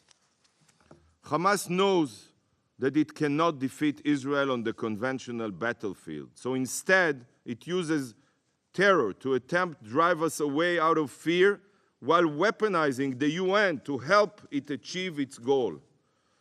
The time has come to take back the UN, to force this institution to live up to its founding principles. Thank you, Mr. President. Je remercie le représentant d'Israël de sa déclaration. Le représentant de l'Algérie a demandé la parole pour faire une autre déclaration. Merci, Monsieur le Président, de me donner la parole pour la seconde fois. Rassurez-vous, je vais être bref, mais je vais essayer de vous aider à conclure cette session de notre Conseil sur une note positive. D'abord, je voudrais remercier tous mes collègues au Conseil de sécurité pour leur contribution substantielle sur le sujet qui nous réunit aujourd'hui, c'est-à-dire le projet de déplacement forcé de la population palestinienne. Au terme de nos échanges de cet après-midi, l'on peut conclure qu'il y a un consensus au sein du Conseil de sécurité autour du rejet catégorique de tout projet visant directement ou indirectement le déplacement forcé des Palestiniens de leur terre. C'est un consensus rare, c'est un consensus précieux qui nous réconcilie avec le multilatéralisme. Ne pourrions-nous pas avancer ensemble sur la base de ce consensus retrouvé au sein du Conseil, même s'il ne concerne qu'une partie de la question palestinienne? Cela aurait, j'en suis certain, une résonance extraordinaire au sein de l'opinion publique dans le monde et surtout dans notre région. Dans notre région où, je dois l'avouer, les Nations Unies et le Conseil de sécurité ont besoin de reconquérir leur crédibilité restore their la credibility confiance and dans leur action. rebuild trust La in délégation their algérienne endeavors. The Algerian est disposée delegation à is travailler ready and willing avec tous les to collègues work with all au sein du colleagues Conseil de within sécurité the Security pour Council avancer dans ce sens, to make progress in pour la that paix direction. dans notre For région, peace mais in our aussi dans le region, monde. but Je vous also throughout remercie. the world. I thank you.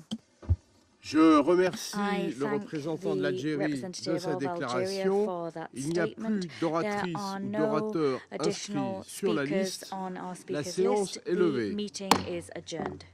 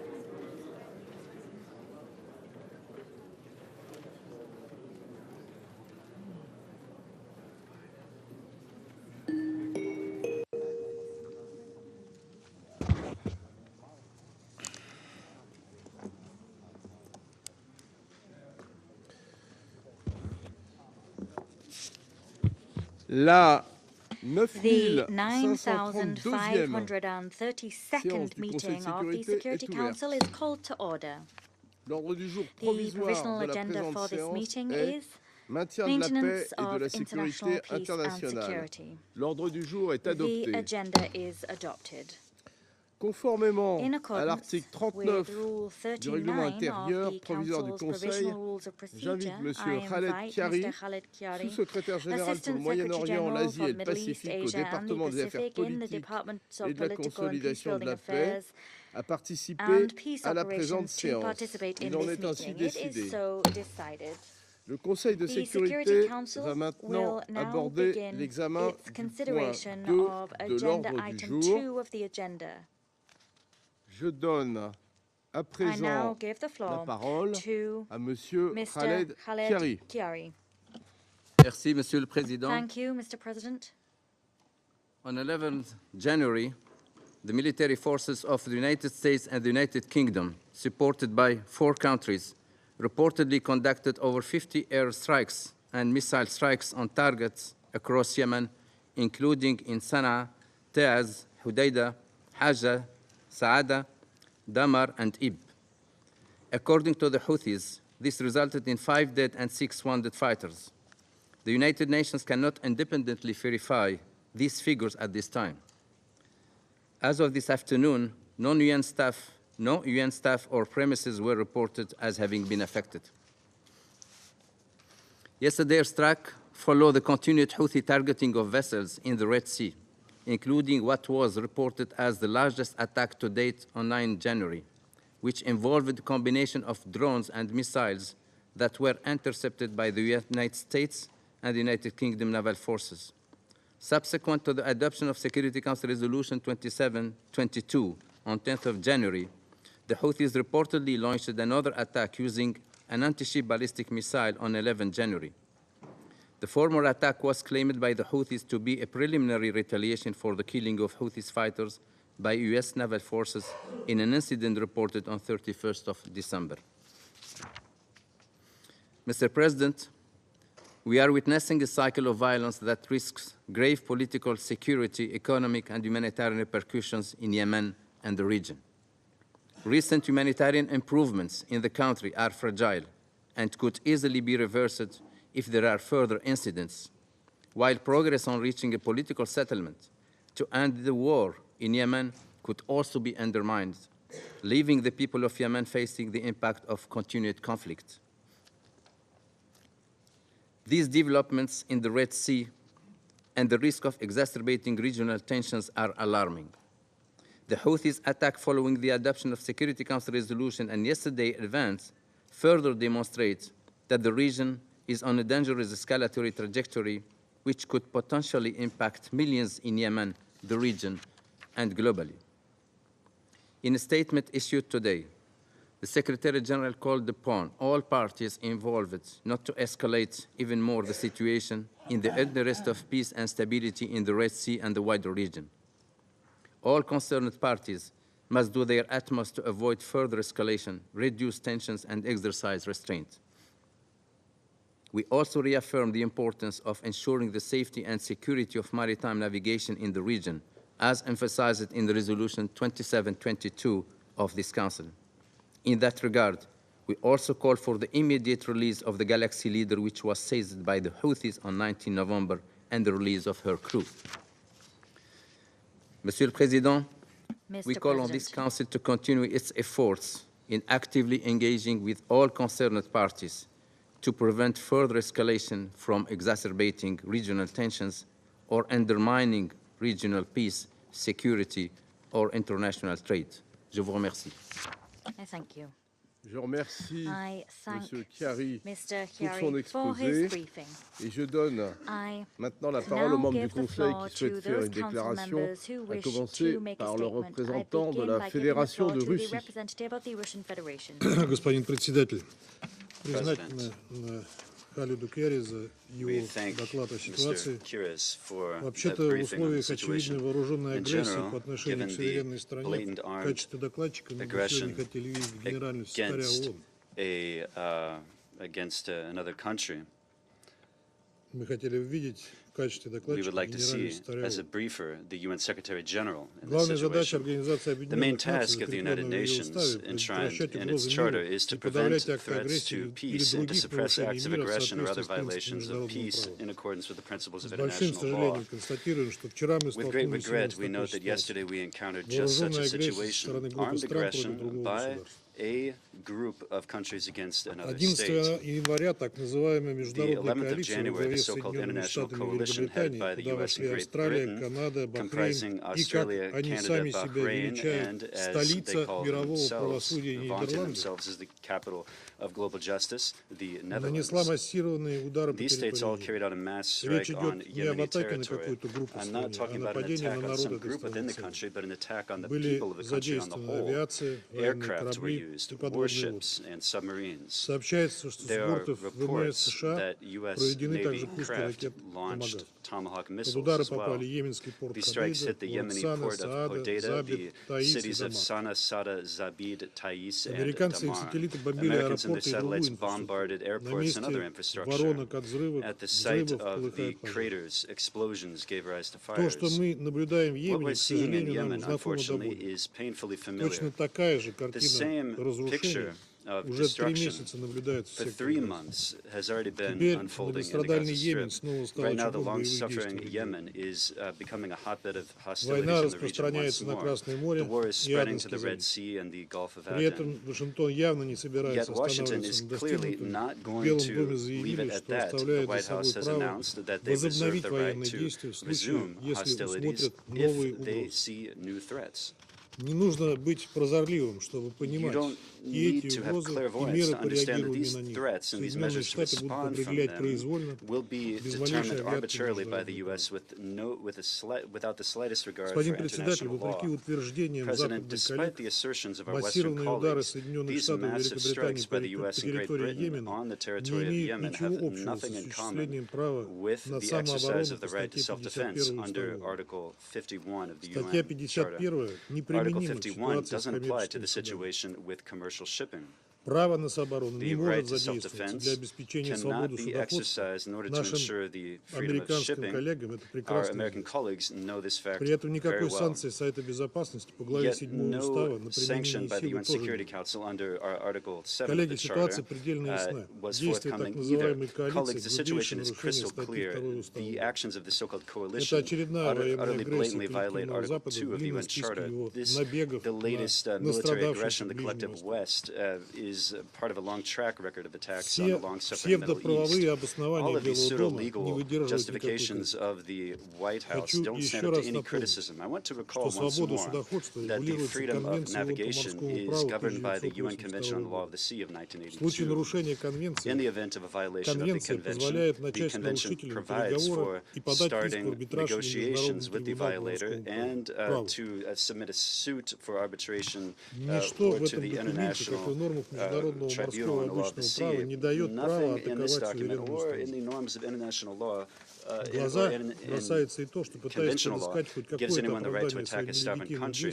It's also clear that Washington is trying to provide at least a shred of justification for its illegitimate actions, and it can't even get its story straight. What's absolutely risible is the fact that the U.S. mentioned the concept of piracy. It's clear to anyone that that's risible that has taken even the slightest glance at the definition of piracy in Article 101 of UNCLOS. But even if we're talking about pirates, the convention gives you the right to seize a pirate vessel and prosecute the crew and not to bomb yet another country into the Stone Age. President, Russia time and again has warned about the risks of such a scenario. We've been consistent in our calls for a ceasefire in Gaza. This includes with the aim of preventing a further regional escalation and to prevent neighboring countries being drawn into it, even indirectly being drawn into the Palestinian-Israeli conflict amid the unprecedentedly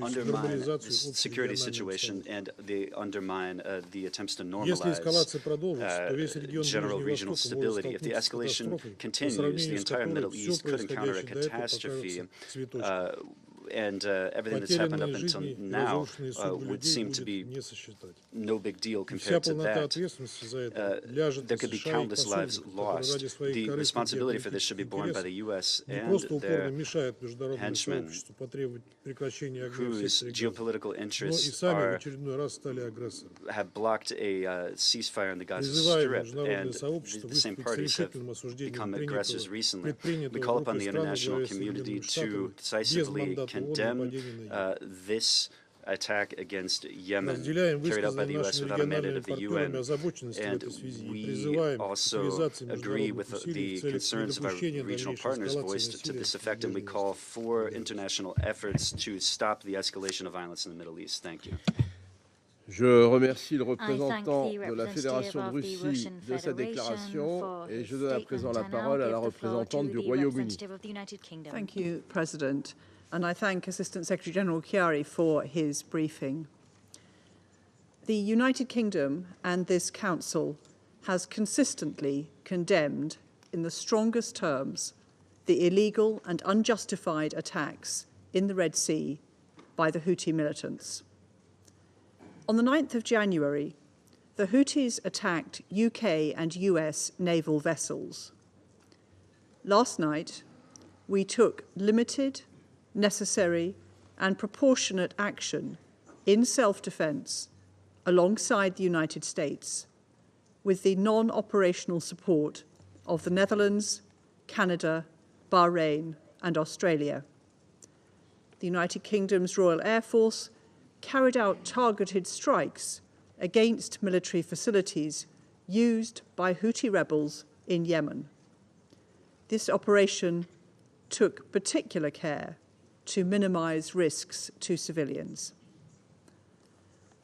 Since November, the Houthis have launched over 100 drone and missile attacks against vessels from a range of countries, putting innocent lives at risk, threatening the global economy, and destabilizing the region.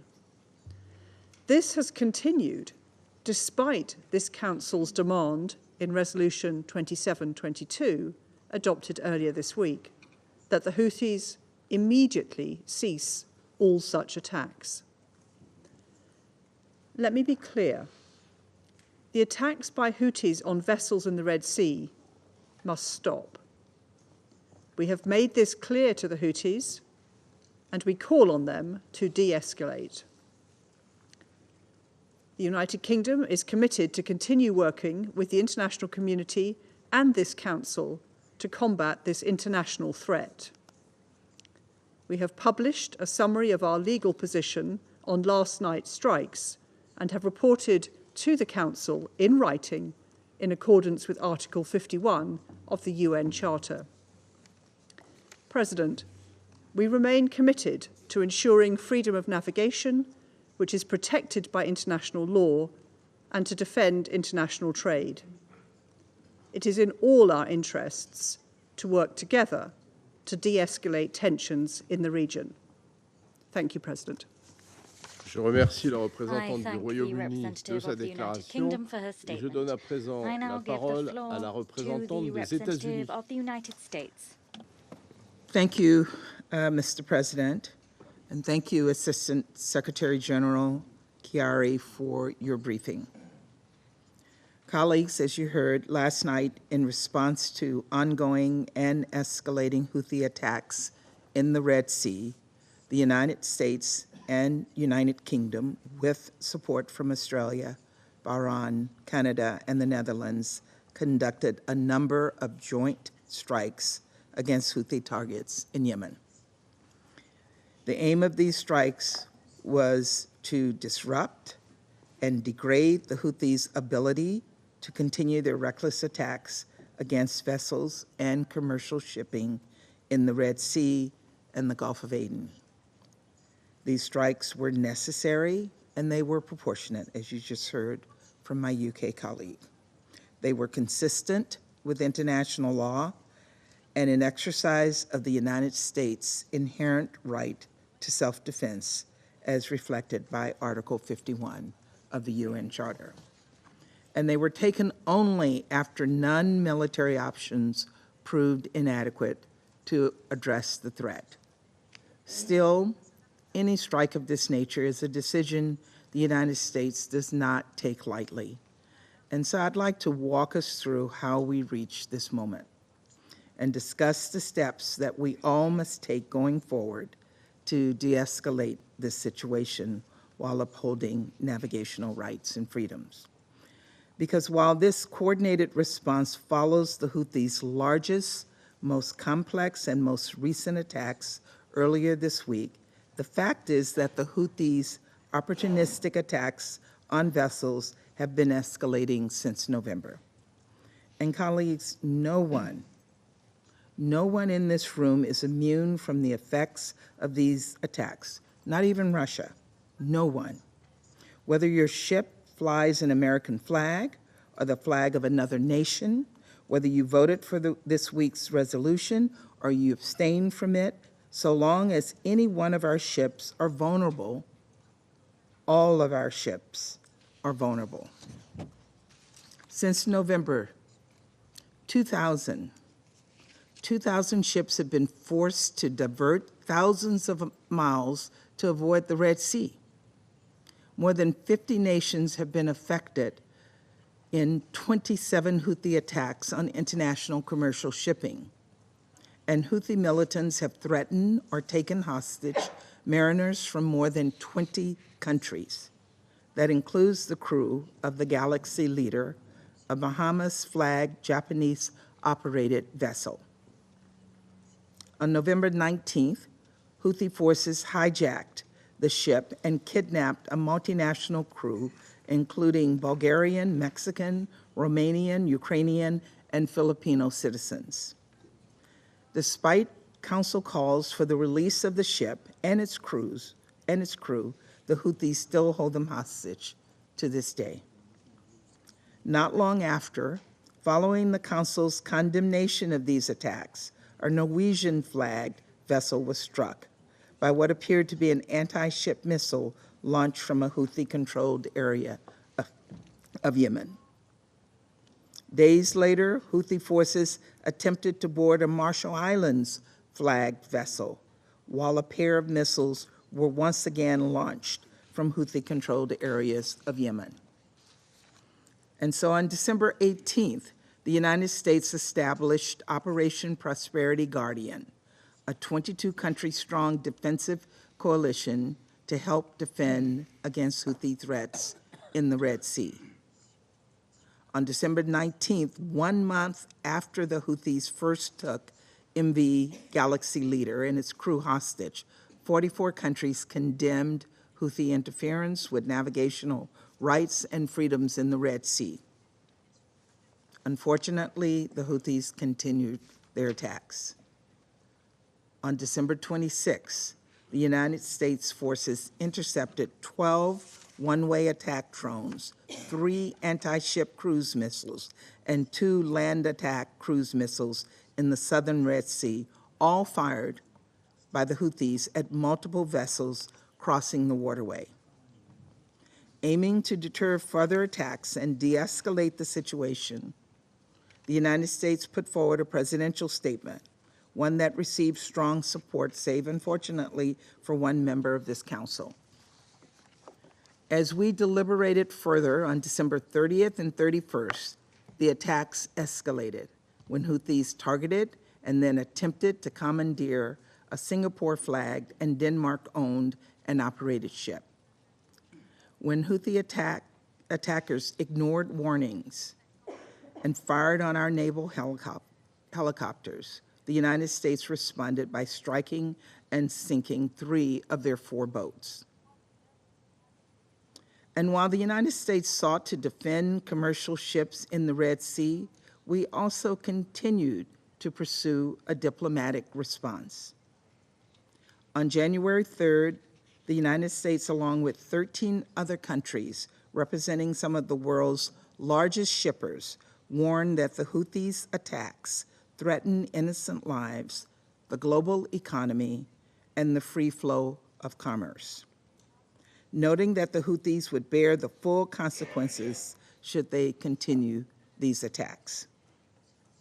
That same day, this council convened an emergency meeting where there was a consensus for council action. And so in partnership with Japan, we penned a resolution that was adopted earlier this week following extensive consultations. This resolution once again called for the Houthis to cease these attacks and condemn those who provided the arms and assistance needed to carry them out. I'll also note that this resolution referenced the inherent right of member states in accordance with international law to defend their vessels from attacks. The inherent right. So why take you through this timeline? Because doing so makes this much exceedingly clear. Yesterday's strike was the latest in a series of actions in self-defense taken by the United States alongside other countries, and one that occurred against a broad diplomatic backdrop of global condemnation. Colleagues, the United States does not desire more conflict in a region already plagued by so much of it. Our aim is simple: to de-escalate tensions and restore stability in the Red Sea while upholding the fundamental principles of freedom of navigation. In order to do that, this Council must continue to do a few things. We must continue to make clear that despite bad faith claims to the contrary, most of the vessels the Houthis have attacked have nothing to do with Israel. And it goes without saying, attacks on any vessel in the Red Sea, regardless of our origin or ownership, are entirely unacceptable. Arguing otherwise risks legitimizing clear violations of international law. We need to also be clear about the role of Iran in these attacks. Without Iranian support, in violation of their obligations under Resolution 2216, the Houthis would struggle to effectively track and strike commercial vessels navigating shipping lanes through the Red Sea and the Gulf of Aden. Every member of this Council, and especially those with direct channels to Iran, should press Iran's leaders to rein in the Houthis and stop these attacks. Finally, this Council itself must continue to demand that the Houthis cease their attacks and release the mariners and ship it continues to hold hostage. We must continue to uphold the free flow of commerce in one of the world's most critical waterways in accordance with international law. That was the charge before us when we first convened on this issue in December. It was the charge before us when we convened earlier this week, and that is the urgent charge before us today.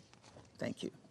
Je remercie la représentante des États-Unis de sa déclaration et je donne à présent la parole au représentant de la Slovénie. Thank you very much, Mr. President. I myself want to thank Assistant Secretary Chiari for his briefing this afternoon.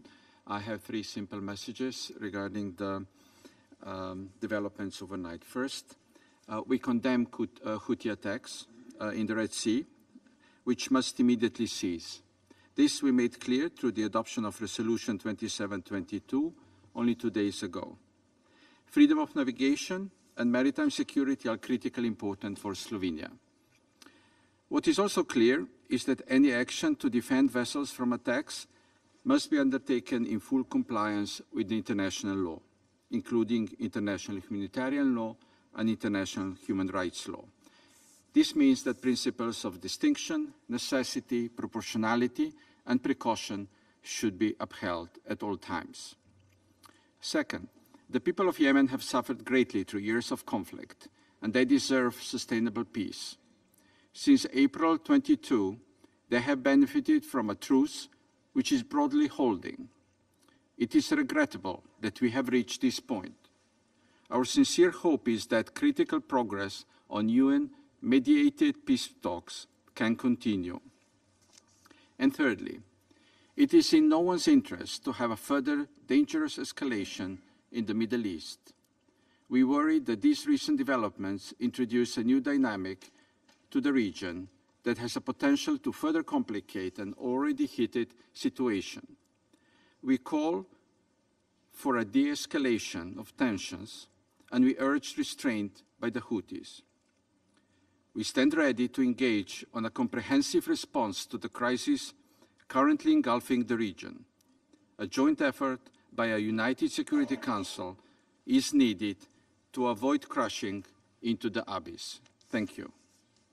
Je remercie le représentant de la Slovénie de sa déclaration et je donne à présent la parole au représentant de la Chine. Thank you, Mr. President. Mr. President, China would like to thank Russia for its call to hold this emergency meeting. We thank ASG Chiari for the briefing just presented. The US and UK launched airstrikes against targets in Yemen, further escalating the tense situation in the Red Sea region. China expresses its grave concern at this. The Red Sea is a critical route for the transportation of goods and energy. For some time now, the Houthis carried out many attacks and seizures vis-à-vis commercial vessels in the Red Sea, which interrupts and disrupts international trade order and is detrimental to regional stability. China has called repeatedly on the Houthis to immediately cease their attacks and harassments on commercial vessels and respect the navigation rights of the commercial vessels of all countries in the Red Sea in accordance with international law. At the same time, China calls upon all parties, major countries with influence in particular, to play a constructive and responsible role and work together to maintain the safety and security of the shipping lanes in the Red Sea. It is regrettable to see that the blatant military actions taken by the relevant countries against Yemen have not only caused infrastructure destruction and civilian casualties, but have also resulted in heightened security risks in the Red Sea. This does not contribute to the protection of the safety and security of the commercial vessels and the freedom of navigation. The relevant military operations could also undermine the political process in Yemen. We fail to see how such military operations could achieve the stated objectives. It must be pointed out that the Security Council has never authorized any state to use force against Yemen. The military actions taken by the relevant countries are at odds with the Security Council Resolution 2722, which was recently adopted. China reiterates that no country shall misinterpret or abuse international law and Security Council resolutions and create new tensions in the Red Sea. The current tense situation in the Red Sea is one of the manifestations of the spillover effects of the conflict in Gaza. Allowing the conflict in Gaza to drag on while expecting it will not spread is wishful thinking and illusional. What's more, calling for the prevention of spillover of the conflict on the one hand, while adding fuel to the fire on the other by provoking military confrontation, is self-contradictory and irresponsible. The Middle East region is already on the brink of extreme danger. The last thing we need at this stage is reckless military adventurism. The first thing we need is calm and restraint to prevent further expansion of the conflict. We urge relevant parties, especially major countries with influence, to abide by the UN Charter and international law, keep to the right direction of dialogue and consultation, and make concrete efforts to maintain peace and stability in the Red Sea and in the Middle East. Thank you, Mr. President. Je remercie le représentant de la Chine de sa déclaration et je donne à présent la parole au représentant de l'Équateur. Gracias, señor presidente. Tomamos nota y agradecemos la información proporcionada por el subsecretario Chiari. Ecuador expresa su preocupación por la escalada del conflicto en estas últimas horas en el Mar Rojo y se une al llamado del secretario general a que todos los actores involucrados no agraven aún más la situación en el interés de la paz y la estabilidad de la región. Hace unos días en esta sala, mi delegación condenó los ataques terroristas perpetrados contra diversas embarcaciones comerciales en el Mar Rojo por parte de los hutíes, actos que constituyen una flagrante violación del derecho internacional y por lo tanto una amenaza a la paz y seguridad internacionales. Hoy el Ecuador reitera esa condena. Asimismo, Ecuador ha expresado su preocupación sobre el riesgo de que esta situación exacerbe aún más las tensiones en toda la región y por la posibilidad de que esto pudiese desestabilizar aún más la paz y seguridad internacionales. La resolución adoptada por el Consejo de Seguridad hace unos días exige el cese al fuego de los ataques hutíes a las embarcaciones comerciales y ordena liberar al buque Galaxy y su tripulación de manera inmediata. Estas disposiciones son de cumplimiento obligatorio y deben utilizarse todos los medios que tiene este Consejo para su implementación de conformidad con el derecho internacional. Los ataques a embarcaciones comerciales en el Mar Rojo afectan directamente a la seguridad alimentaria y la crisis humanitaria en Yemen, además de tener impactos a escala global en las cadenas de suministro regionales y en el aumento en los precios de los bienes. Hacemos un llamado nuevamente para que el diálogo político bajo los auspicios de Naciones Unidas sea el camino hacia la paz sostenible en ese país y que ninguna acción pueda borrar lo que hasta ahora se ha podido lograr para poner fin a este conflicto que tiene como consecuencia la peor crisis humanitaria en el mundo. Gracias, Presidente. Je remercie le représentant de l'Équateur de sa déclaration et je donne à présent la parole au représentant du Japon. Thank you, Mr. President. Let me first express my appreciation to ASG Hihari for his briefing. Since mid-November last year, the Houthis have been continuously attacking commercial vessels engaged in lawful maritime transit through the Red Sea. They have also illegally seized and are holding the Galaxy Leader, a vessel operated by a Japanese company, and its crews for more than 50 days. As everyone knows, these acts are flagrant violations of international law and a matter of serious concern for global maritime transportation. Such actions that jeopardize the freedom of navigation of commercial vessels and safety of crew members cannot be justified for any reason. The international community has repeatedly raised a strong voice in demanding for the immediate cessation of these attacks. This Council also issued a press statement last month and held an emergency meeting on January 3rd to express its grave concern against Houthis' irresponsible actions. On the same day, the countries concerned, including Japan, sent a clear message that the Houthis would bear the responsibility of the consequences if they continued to threaten lives, global economy, and the free flow of commerce in the region's critical waterways. The Houthis, however, have not stopped the attack against commercial vessels, have been escalating their illegal and unacceptable actions. Mr. President, only 2 days ago, Security Council adopted the Resolution 2722 demanding the Houthis to immediately cease their attacks against commercial vessels and reaffirming their navigational rights and freedoms in the Red Sea. To date, we have exerted all possible diplomatic efforts to resolve this issue.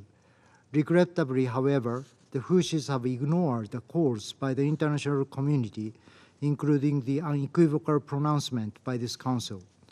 In response, the United States and the United Kingdom have conducted joint strikes against a number of targets in Houthis' controlled areas yesterday to degrade the Houthis' capacity to make additional threat.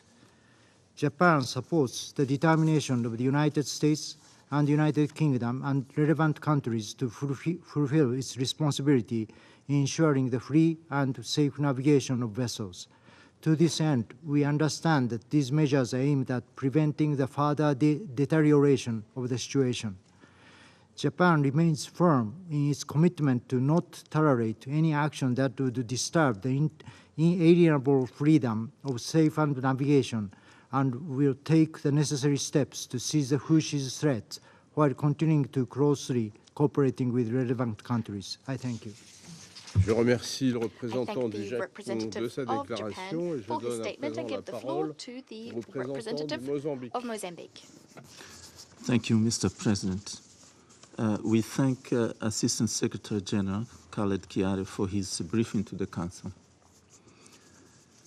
Mr. President, Mozambique is deeply concerned by the recent developments in Yemen, occurring less than a day after the Council adopted Resolution 2722. While we abstained from that vote, it is unfortunate that the Council's decision could be misinterpreted as sanctioning the use of force. As members of this Council, entrusted with maintaining international peace, we firmly oppose any action that undermines international security or could be misconstrued as sanctioning escalation. We are deeply worried about the potential involvement of other UN members in the escalation of the conflict and violence in the region. We believe that the employment of force at this precarious time undermines crucial ongoing diplomatic efforts to pull the region back from the brink amidst the ongoing Israel-Palestine crisis. We firmly believe that in the face of possible all-out conflict in the region, moderation and increased efforts to address the underlying cause of tensions in the region must take precedence. Mr. President, we categorically condemn any attacks that endangering commercial vessels and the safe and unhindered navigation in the Red Sea. Such actions are totally unacceptable. Mr. President, it is common knowledge that Yemen is currently facing a severe humanitarian crisis, and it is on the verge of becoming a new front in an already unstable region. This unfortunate situation in Yemen is fertile ground terrorists and extremists. We strongly advocate maximum caution and restraint by all actors in order to prevent the situation in the Red Sea worsening any further. Our mandate requires us to pursue peace rather than violence and ensure that every action we take safeguards the region from further escalation and hardship. I thank you, Mr. President. Je remercie le représentant du Mozambique de sa déclaration et je donne à présent la parole à la représentante de Malte. Thank you, President, and thank you, ASG Chiari, for your briefing.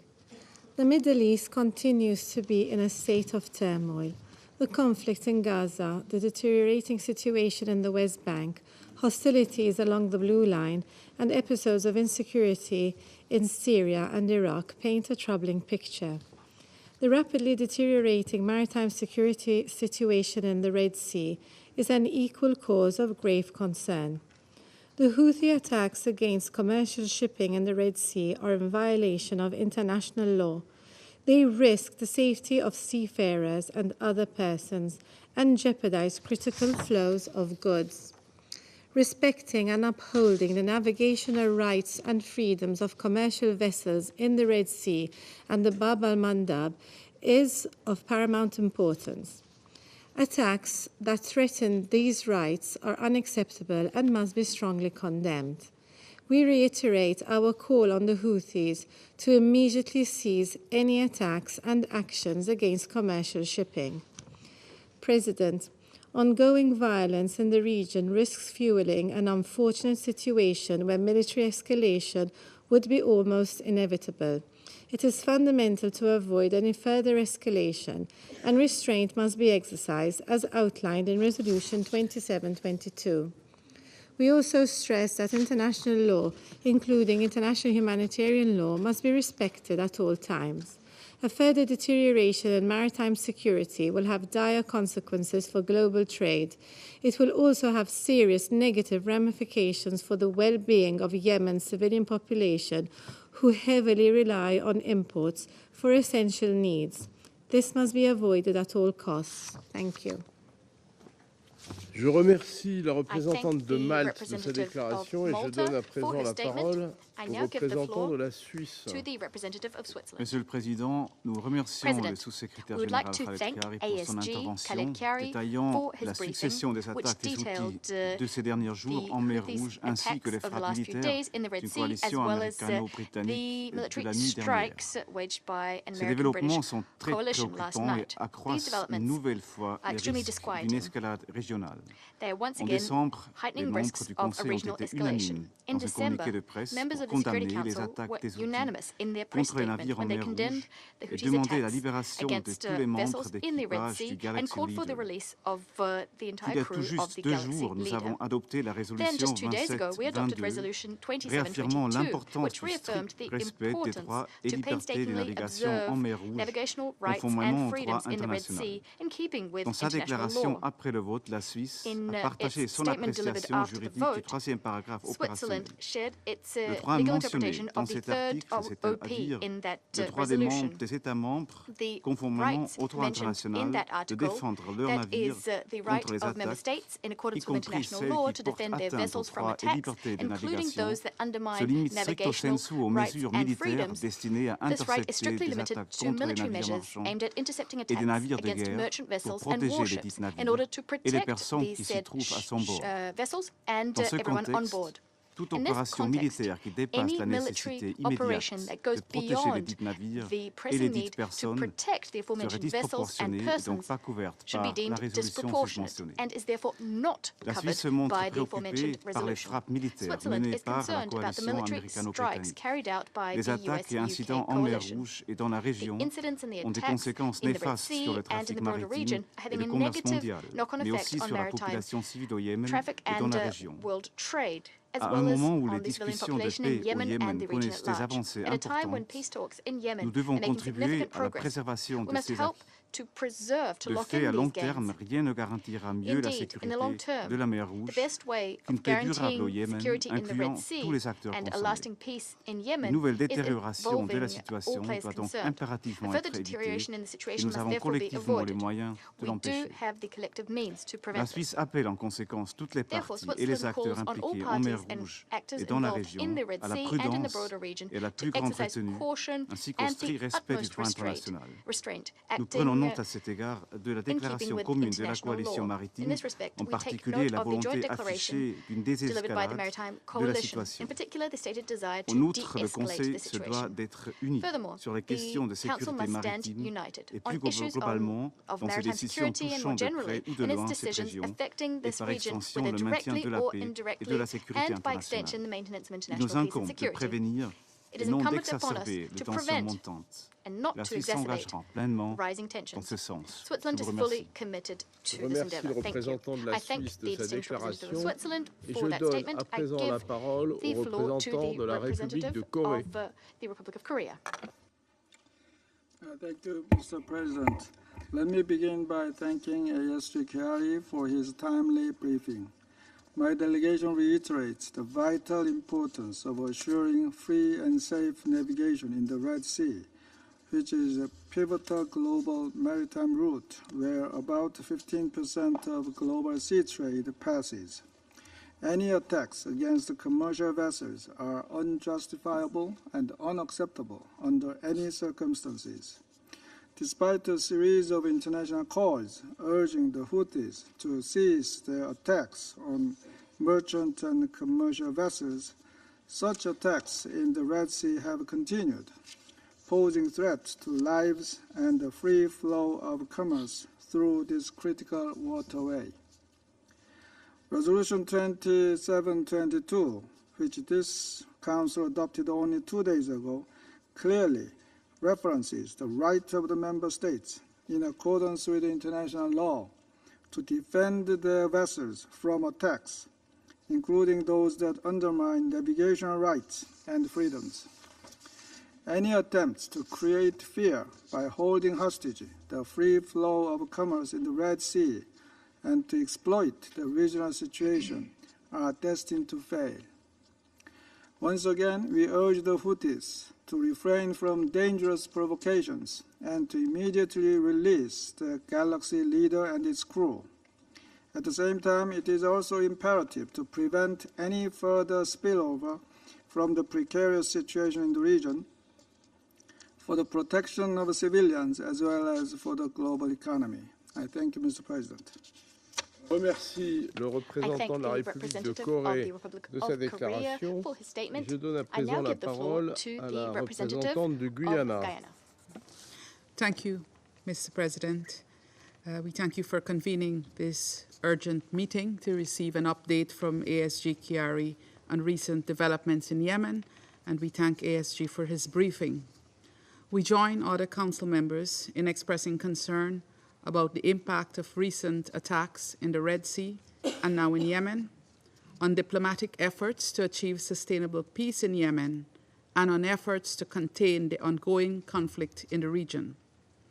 Last week, Council members gathered in this chamber and agreed on the need to avoid any further escalation in tensions. We also acknowledged the need to avoid jeopardizing the prospects of reaching a comprehensive peace agreement in Yemen, one that would finally end a 9-year war that has killed hundreds of thousands of people and triggered one of the worst humanitarian crises in the world. We listened to ASG Kiari caution about the risks of further compounding the already volatile situation in the region and expressed our support for the ongoing efforts of the Special Envoy. 1 week later, we seem to be faced with an entirely new dispensation, one where the prospects for progress and sustainable peace may be in jeopardy. Today, an estimated 18.2 million people in Yemen are still in need of humanitarian assistance. At the same time, international funding for humanitarian operations is on the decline. The Yemeni people can ill afford a re-escalation of hostilities. They deserve peace. The people of the Middle East deserve peace. Guyana calls for all sides to exercise restraint and to avoid taking any further actions that could derail ongoing efforts to find a sustainable, long-term solution to the crisis in Yemen. We therefore reiterate our call for an immediate ceasefire in Gaza, for an end to the attacks on commercial and merchant vessels in the Red Sea, and for the release of the Galaxy Leader vessel and crew. Finally, this Council must maintain its support for the Special Envoy's efforts to negotiate a sustainable peace in Yemen. I thank you. Je remercie la représentante du Guyana de sa déclaration et je donne à présent la parole au représentant de la Sierra Leone. Mr. President, I thank you for convening this briefing. Let me also thank ASG Khalil Kiari for his important, informative briefing and insight. This Council on 10 January 2024 adopted Resolution 2722 to address the continued attacks on commercial vessels in the Red Sea. Sierra Leone voted in favor of the resolution in view of the principle to protect the navigational rights and freedoms by vessels of all member states and the threat posed to international peace and security, particularly in the region. In our explanation of position in the adoption of the Resolution 2722, we urge for due compliance and application of existing international law. In this regard, any action by member states that have taken place after the Security Council approved Resolution 2722 must be in line with the provisions of the resolution and existing international law. We condemn the attacks by the Houthis and urge compliance with the Council's resolution, and also call for the release of MV Galaxy Leader and its crew. Sierra Leone also reiterates the need for safeguarding the Yemeni peace process and the further need to address the root causes, including the conflict in the Gaza Strip. I thank you. Je remercie le représentant de la Sierra Leone de sa déclaration et je donne à présent la parole au représentant de l'Algérie. Merci, Monsieur le Président, d'avoir convoqué cette réunion. Thank you, President, for convening this meeting. Thank you, Mr. Khiari, for your briefing. 2 days ago, during the adoption of the resolution on maritime security, Algeria stressed that military intervention cannot ease the tensions in the Red Sea region.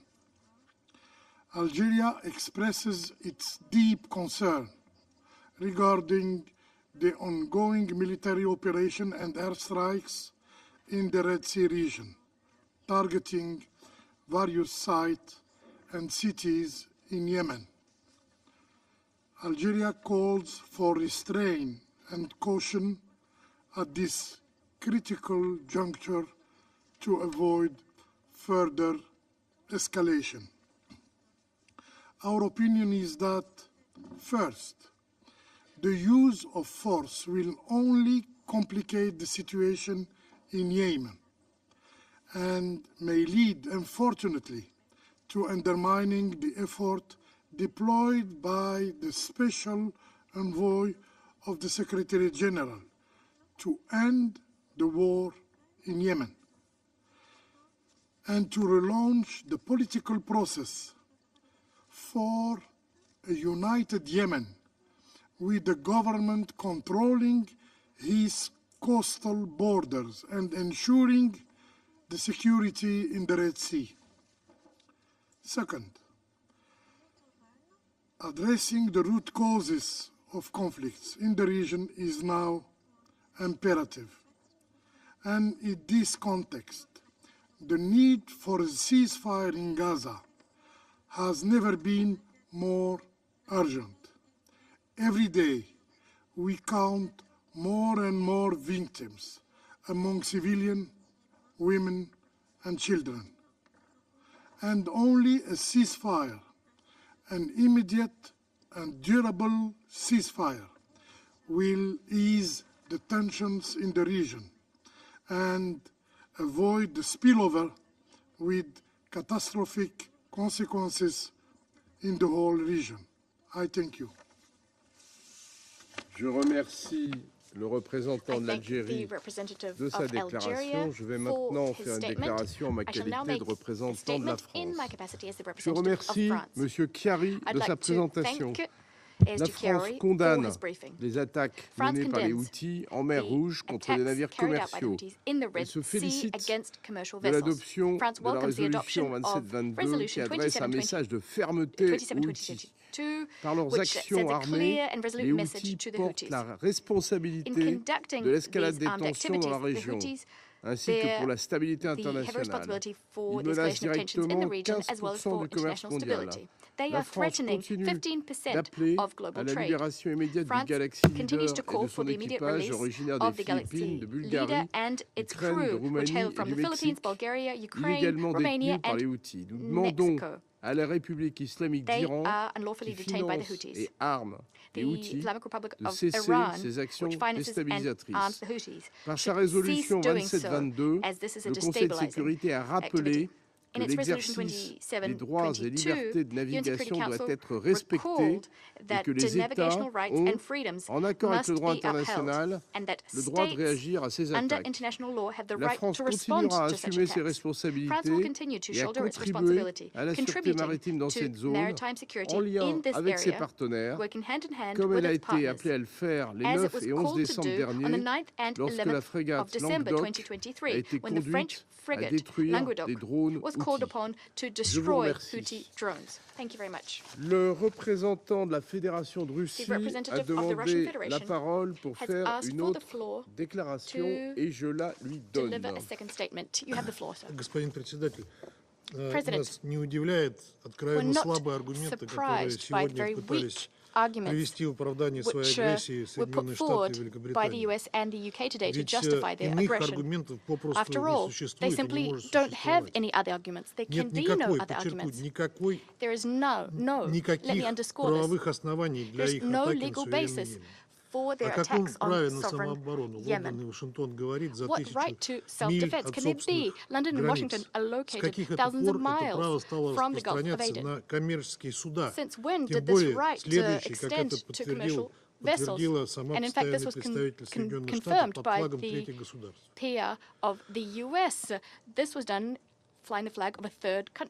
очевидно одно, никакого легитимного мандата на силовые действия у самопровозглашенной коалиции нет.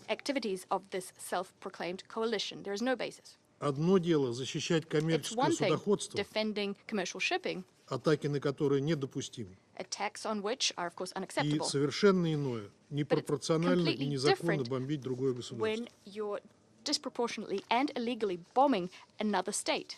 Англосаксонский тандем со своими сателлитами в очередной раз грубо нарушает устав ООН и другие нормы международного права, еще сильнее расшатывая ситуацию на и без того горячем Ближнем Востоке. Новые бомбежки и разрушения – вот это реальный вклад Запада и его эффективной ближневосточной дипломатии.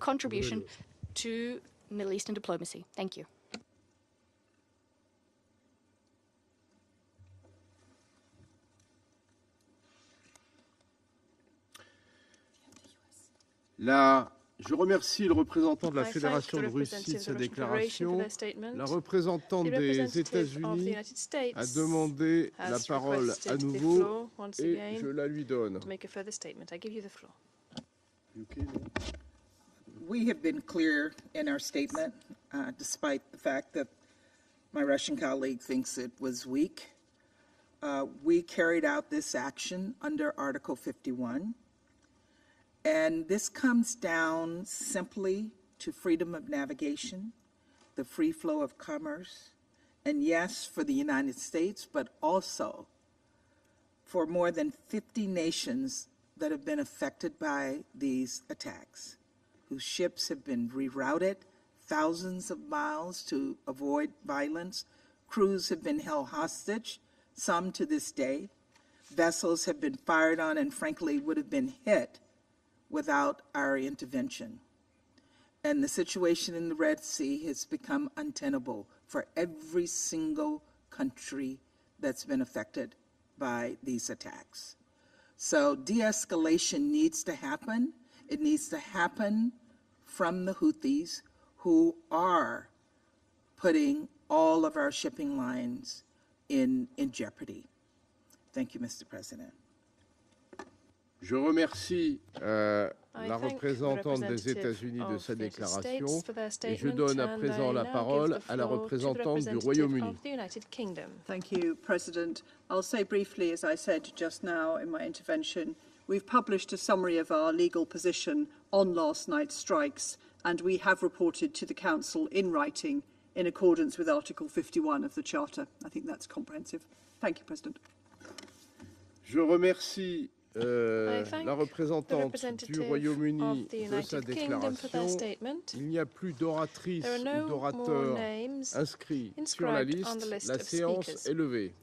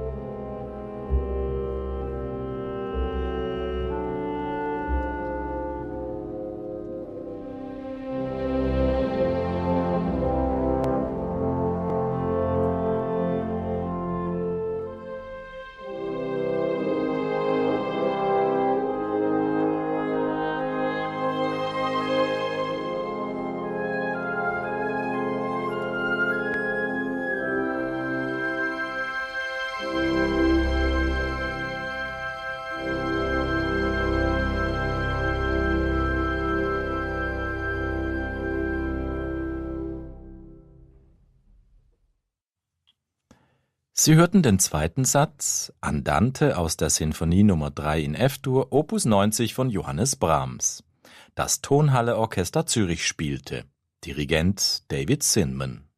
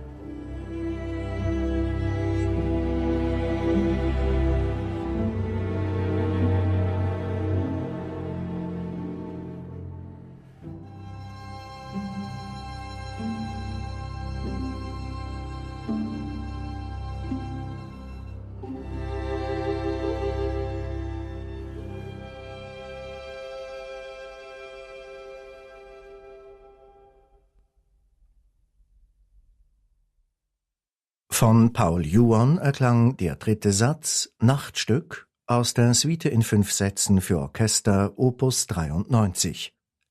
Christoph Escher dirigierte das Orchestra della Svizzera Italiana.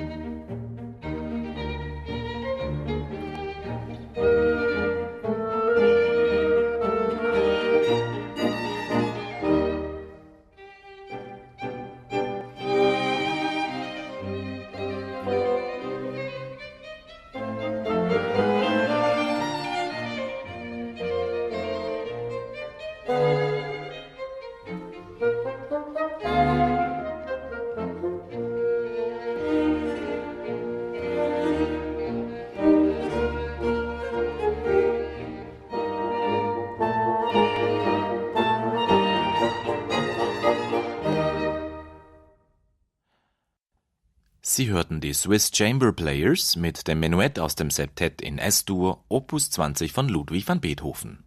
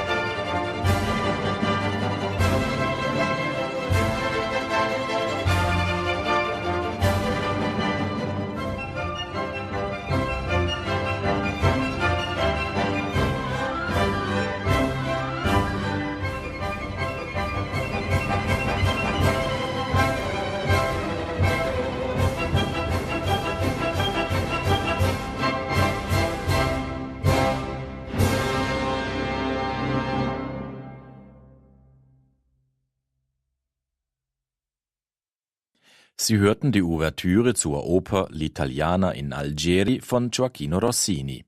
Das Münchner Kammerorchester stand unter der Leitung von Alexander Liebreich. Und als nächstes Musik von Robert Schumann, Allegro affettuoso, der erste Satz aus dem Klavierkonzert in A-Moll, Opus 54. Eine Aufnahme mit dem Pianisten Christian Zacharias und dem Orchestre de Chambre de Lausanne.